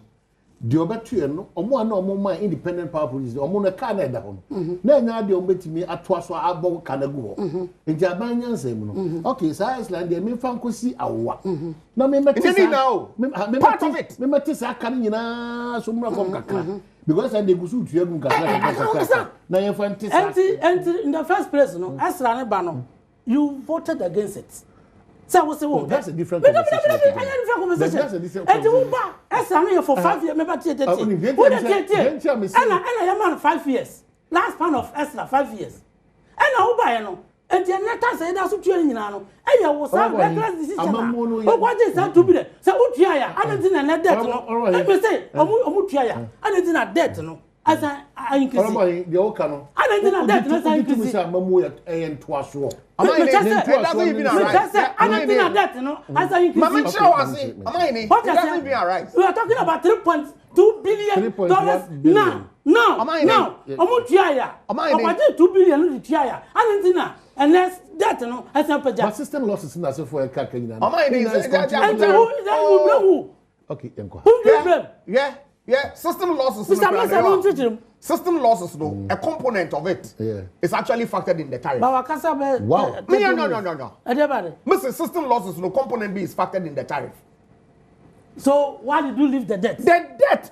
Why did you leave the debt? Saturday, news 5. Mr. That's your good sir. I'm on that debt and I'm on that debt. Saturday, news file. Government spokesperson made a statement. Asi ECG wajiji once came 100%. In fact, onto your bill would get one invoices will receive from the IPP. It's 100% payment. Thank you. Why? If there were no system losses, if they collected all their money, 100%. want to invoices or generate. Wow. Because of the contracting, Mr. Mahama now ban only nkofunu call into arrangement. That power be able to generate be alu ye hill. Ye be use so, ye use so, ye what the Amosane, you know? Didn't it have that component? So you agree to mobile, this to a generation remember, say Eba, so it is agreed to mobile, they didn't even add 1 megawatt to the generation. That's what you said. Say any movie agenda 111 in now. Then the hospital says about your priority. Oba, who are now dinner manimpo bros. So why is he criticizing it? The one private sector, a project. Sir, I made a mistake about him. I had PPP arrangement. Private sector, I make a investment. No, I can say. So one producer, and who will do that? Now, how long is it going to take? How many minutes? How many minutes? How many minutes of Okasa? Private sector Ben. They will let me ask you. Private sector Ben. And now, all the 500 million dollars about being invested into energy. No, what's it? Say, who produce? And that's the you know. Tio, who got sign contract? What you now know that area could be area quite for sure. Also, can see a need to be pepper to pepper crana. So I can't hear cool energy sector on me. You ain't even cool read that. Me, I'm ashamed. And see, I don't know what amongst other reasons, they say me confirm, dear we. Me say I didn't make here. Was here here still. Sadia will go so out. I don't know hard to say. Because some police and I'm better not by a mouth. I'm not your work crisis. Your work crisis, a power, energy power crown. Now, so one who times no any favorable. Who come and invest in your country? Okay, just who come and invest in your country? You see, does that make sense? Or maybe okay, I miss the point. No completely. Missy, Meditum. They what to argue? There, look. And our objective is there a strengthen the young generation capacity. Into a contractee 5,000 megawatts of power when you needed only 3,000. 2,000 difference no about to yakao. Yeah. And you soon in there. I could for the you used to be. No, I saw the council. And yes, I was redundant. Problem. It. But why you understand that time no? Why enter to that agreement now? And can you not even only Samson, no problem. But what you say? But the point still remains. Explanation as all the man. No, I don't want to be in because I said I didn't know and cannot run away to me a demand. So a counter but the hall as a result of them excess capacity contracting. It's real. Jinaha. So you agree that excess capacity has brought us in a way this far. You agree to that? But it's undeniable. Say I can say. Your demand, empty supply.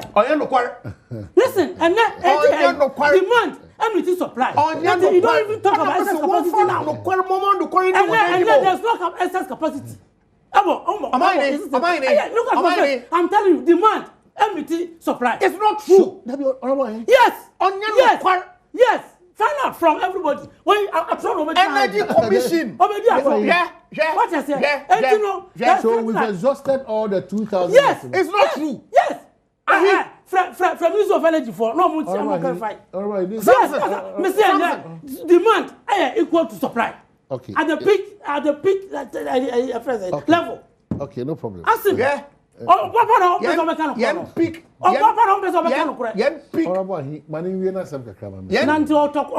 the whole period. Peak demand. Undo 4,000 megawatts. Peak. Undo. We need the figures. But I know that when we were in government. We were in government. Oh, and we were in government only 6 months ago. We are talking about today. We see demand. In December. I have paper supply. In December. There's no extra capacity in Ghana today. Oh, on your correct. It's not. Go and do your research. Don't sit here and say it cannot be the production team is feeding me on. It cannot be correct. Calm down. What's up with me? There, no go on the way. I could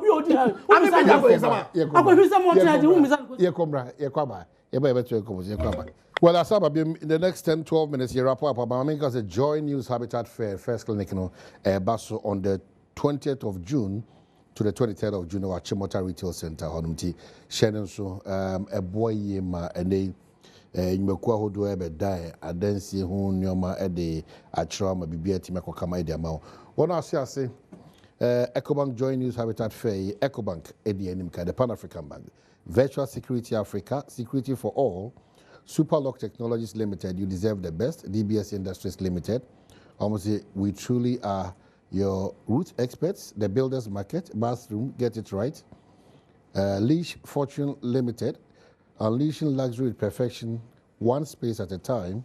Clifton Homes, beautiful homes, wise investment, and Interplus. You're making sure that baby will be water reaches you. Until Shannon so say, we'll be a part of this Joy News Habitat Fair. They brought from the 20th of June to the 23rd of June. At Chimota Retail. Makacho, GCB Bank. Shareholders update, it's important, it's still ongoing. Ebiana telephone number, address, BB, assessor, so an update will help you know what's going on with whatever you've invested and the news you have to know. Into telephone number, is a search, email address, just update it. It's important. And to me, I call ECG branch BIA or my then I'm waiting me. And I say, wait me access our website www.gcbbank.com.gh for that update. In a few minutes, you are done. Very important and useful exercise.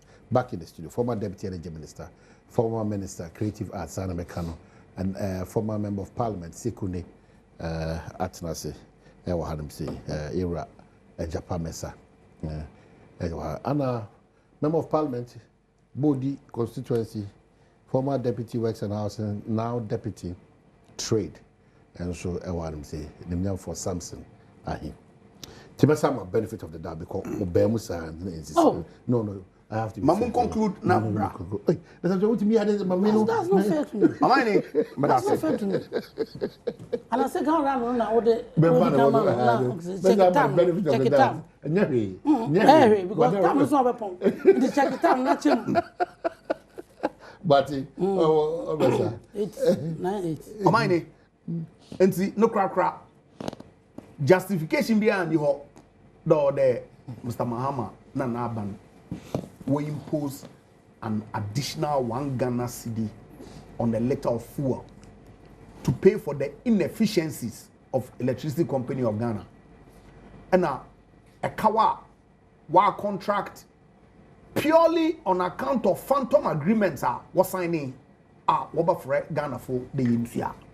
In we have to put up a strong resistance against this increase in the ESLA levy.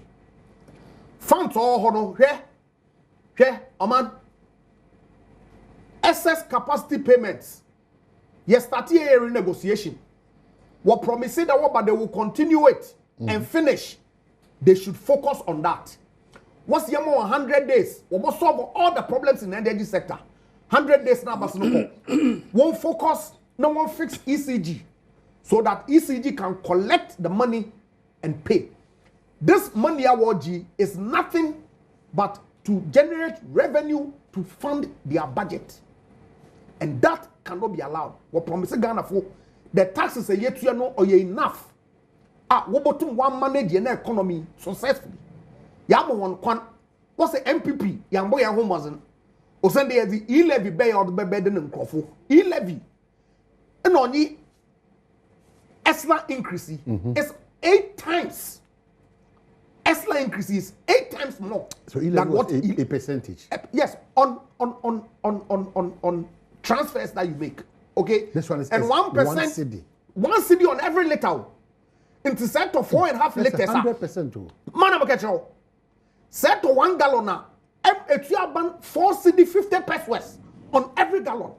That cannot be something that we ought to accept. 100%. 100%. I didn't see it through. I was still in the 1% dreamland. Sure, 1% dreamland. No. How can it be 100%? No, but your train, it's maybe I. No, I didn't. After 1 liter, it's your 1 cedi. It's after 1 gallon now. Or for every gallon be able to be ano. Every gallon be able to be ano. Every gallon be able to be ano.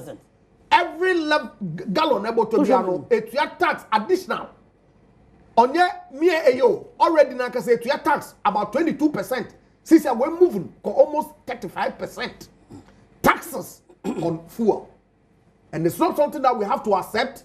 GPR to fuel indicate, MPP has indicated that we will fight for the Ghanaian. We'll make all the noises. Most of the nado dan kwa kufu adoye ma light ni jina do. In the midst of all the kawe German, otu ma light ni jina do no. Who promises him to Ghana for the EBA, you would release them of the burden. You ought to be held accountable for those promises that you made. In releasing us of our burden, it doesn't also stop them from legitimately. Listen, there is no basis. There is no legitimacy. Already, foundation I will lay for the implementation of this law. It's full of lies. What's it? Fuel is not part of the PURC reckoning. I'm saying to you that it is. Matter of fact, PURC do not only recognize excess capacity contracts that ECD are signed. Why ban the time now was signing? Go and negotiate with the same contractors that you contracted for power that we didn't need and get a discount. We did. Under the Akufo-Addo administration, we negotiated with them. We didn't conclude all of it. Focus on it. Focus on fixing ECG. EBE was starting. ECG all sorts of stories. And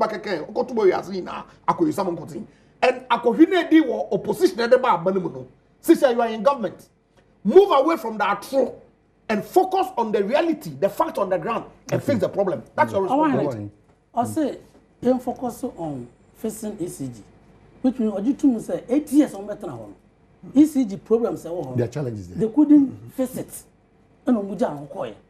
What I say? I say excess capacity negotiations. Young Trosso. 8 years. They couldn't negotiate for excess capacity arrangements. As I'm again, yes, I say young Trosso. Now, let me person make can say. Oh, mine. Ghana for Mutia no pay. Let me say, who say energy sector. A cow one, I said, can you? A cow. A car, I 3.1 billion dollars. I know at the whole.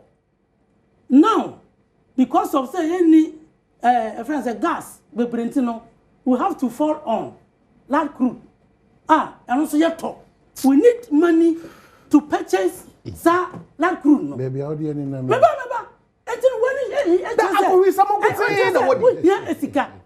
And he said, I can't what? Am I in it? I can't, Mr. Gas, yeah, primary fuel. It is only when they are maintenance. Oh, am I in it? Please. It is only when they are doing maintenance. Please. But I've been in the energy ministry. Please.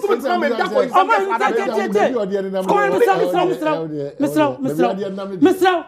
I don't think Mamma Casa. Oh, Mr. Baby, what did you want to announce? I'm quite sure I will also.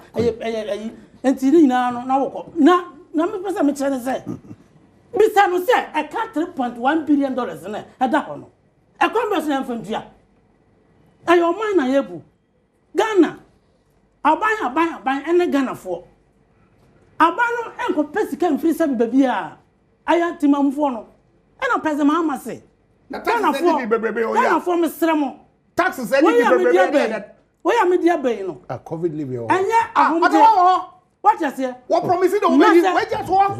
It's not true. Oh, COVID. Bisan. COVID level is still there. Who that say? Nase. It's still there. Say beya. Mo benya ayinam kania. Reliable one. COVID level wo ho. Reliable one no. Mesremo. Mo njintu mame. Na mo Ghana for move money in your chili. Akufo-Addo. He kept the lights on for 8 years without any additional taxes. Yeah, the buyer, I didn't see a ma. Yeah, impossible 1 cedi no. Yeah, the buyer.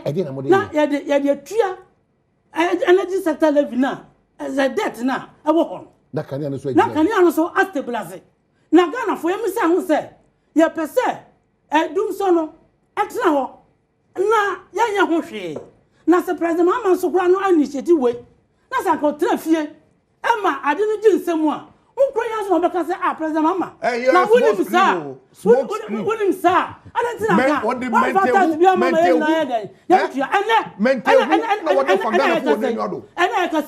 patriotic Ghanaians. Professor Bokman. What's it? I want to introduce you. He love you. Now, yes, I be any. He love you. No, only need 3 and any dear. I didn't know they didn't know it. But now, we're not dear. 1% a year about energy, you know. There is a target. 1 city. That 1 city, you know. There is objective. I'll be a kind of foreign name, say. Yeah, you could try part of $3.1 billion. Dollars, I can't. I don't know. Amma. You better not let way.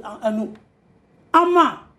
Obia oye tire no na fidie na amano edo mutise mu no andum entin mesre mo mumma yentie mo munja ya no munja omoti abambo we mu no mu ye no omudi yense no kwa na omutirim na some people before to introduce e-levy they justify it massa he went out and supported it even e-levy he supported it and what did he now say? we are just cause when omudi na unjust unjust cause. Important introduce you. Is that e-levy? Now we are just cause because energy equita omen. Oh, you just cause I get the back match. Energy no. I didn't say more. Energy didn't say more. Just cause the back match. Is it against the constitution? So why didn't you engage the people of Ghana? They're standing orders. They beyond into the you are for just cause. You put it in the constitution. Ghana constitution. They're standing orders. Allow that the bill of emergency at the midnight. Constitution. Ebra matrical government. Ebra e-levy ba no. Ade ba kwa mo twe era kanofrata. Na botabi ani akire. Atwai. Ntina yes. Atwai mo say anka stakeholder engagements kwa na be boama ebia ye be ka se ani ana da bi omo anye nti omo muyen omo ye nyama ho omo ya homaso. Only for us to wake up one day and it's 1 cedi deduction. Taking effect today. Because of the rejection. No, by the it's not rejected. You're almost say. You know, there was a meeting yesterday, emergency meeting yesterday with the distributors. You know, but how do you say Sunday? Can you imagine? Almost say. You're ready until I am 16th of this month. In a week. So I'm saying that. Remember, it's not like someone rejected. Almost say, you more time. But it's not it is clear that it was not thought through well because. No. I don't know your pricing window every other week. Yeah. You're standing 2 weeks we are here pricing window. Standing orders. Can the next pricing window point? Article 106 talks about certificate of emergency. About emergency no way you. What is it? Emergency no constitution. What emergency that's why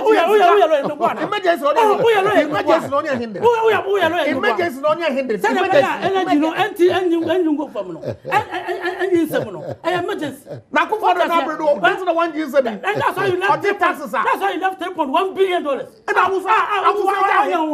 didn't do anything about it. What is it? How much are you going to build on? What is it? And you have Ghana for Asana Esrom. Yes, Ghana for say.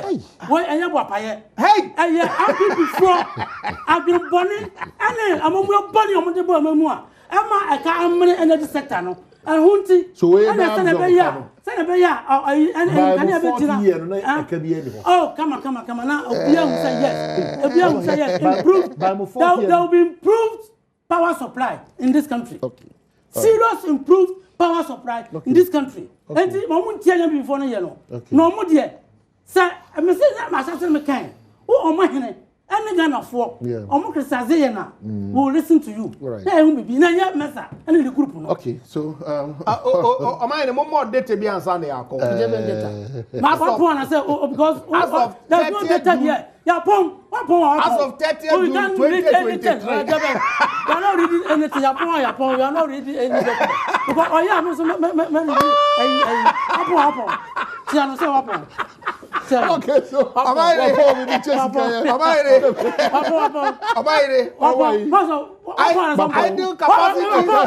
ideal capacity. Oh my goodness. 3, 2, 1, and that's it. Yeah, no matter this is our abandonable. 055 star. Already go. Anyway, there's no justification for this increase in the levy at all. Absolutely no justification. As I was saying now,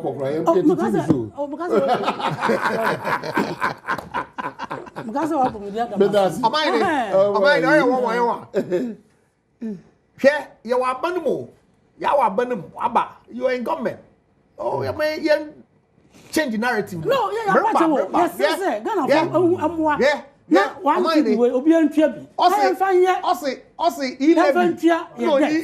what you say? Any basis be. Basis But how can you even say that? Basis be. I don't just remember, how can you even say that? But our position I can about some now. One point, because woman have to come in. Have to come in. I promise you. Have to come in. We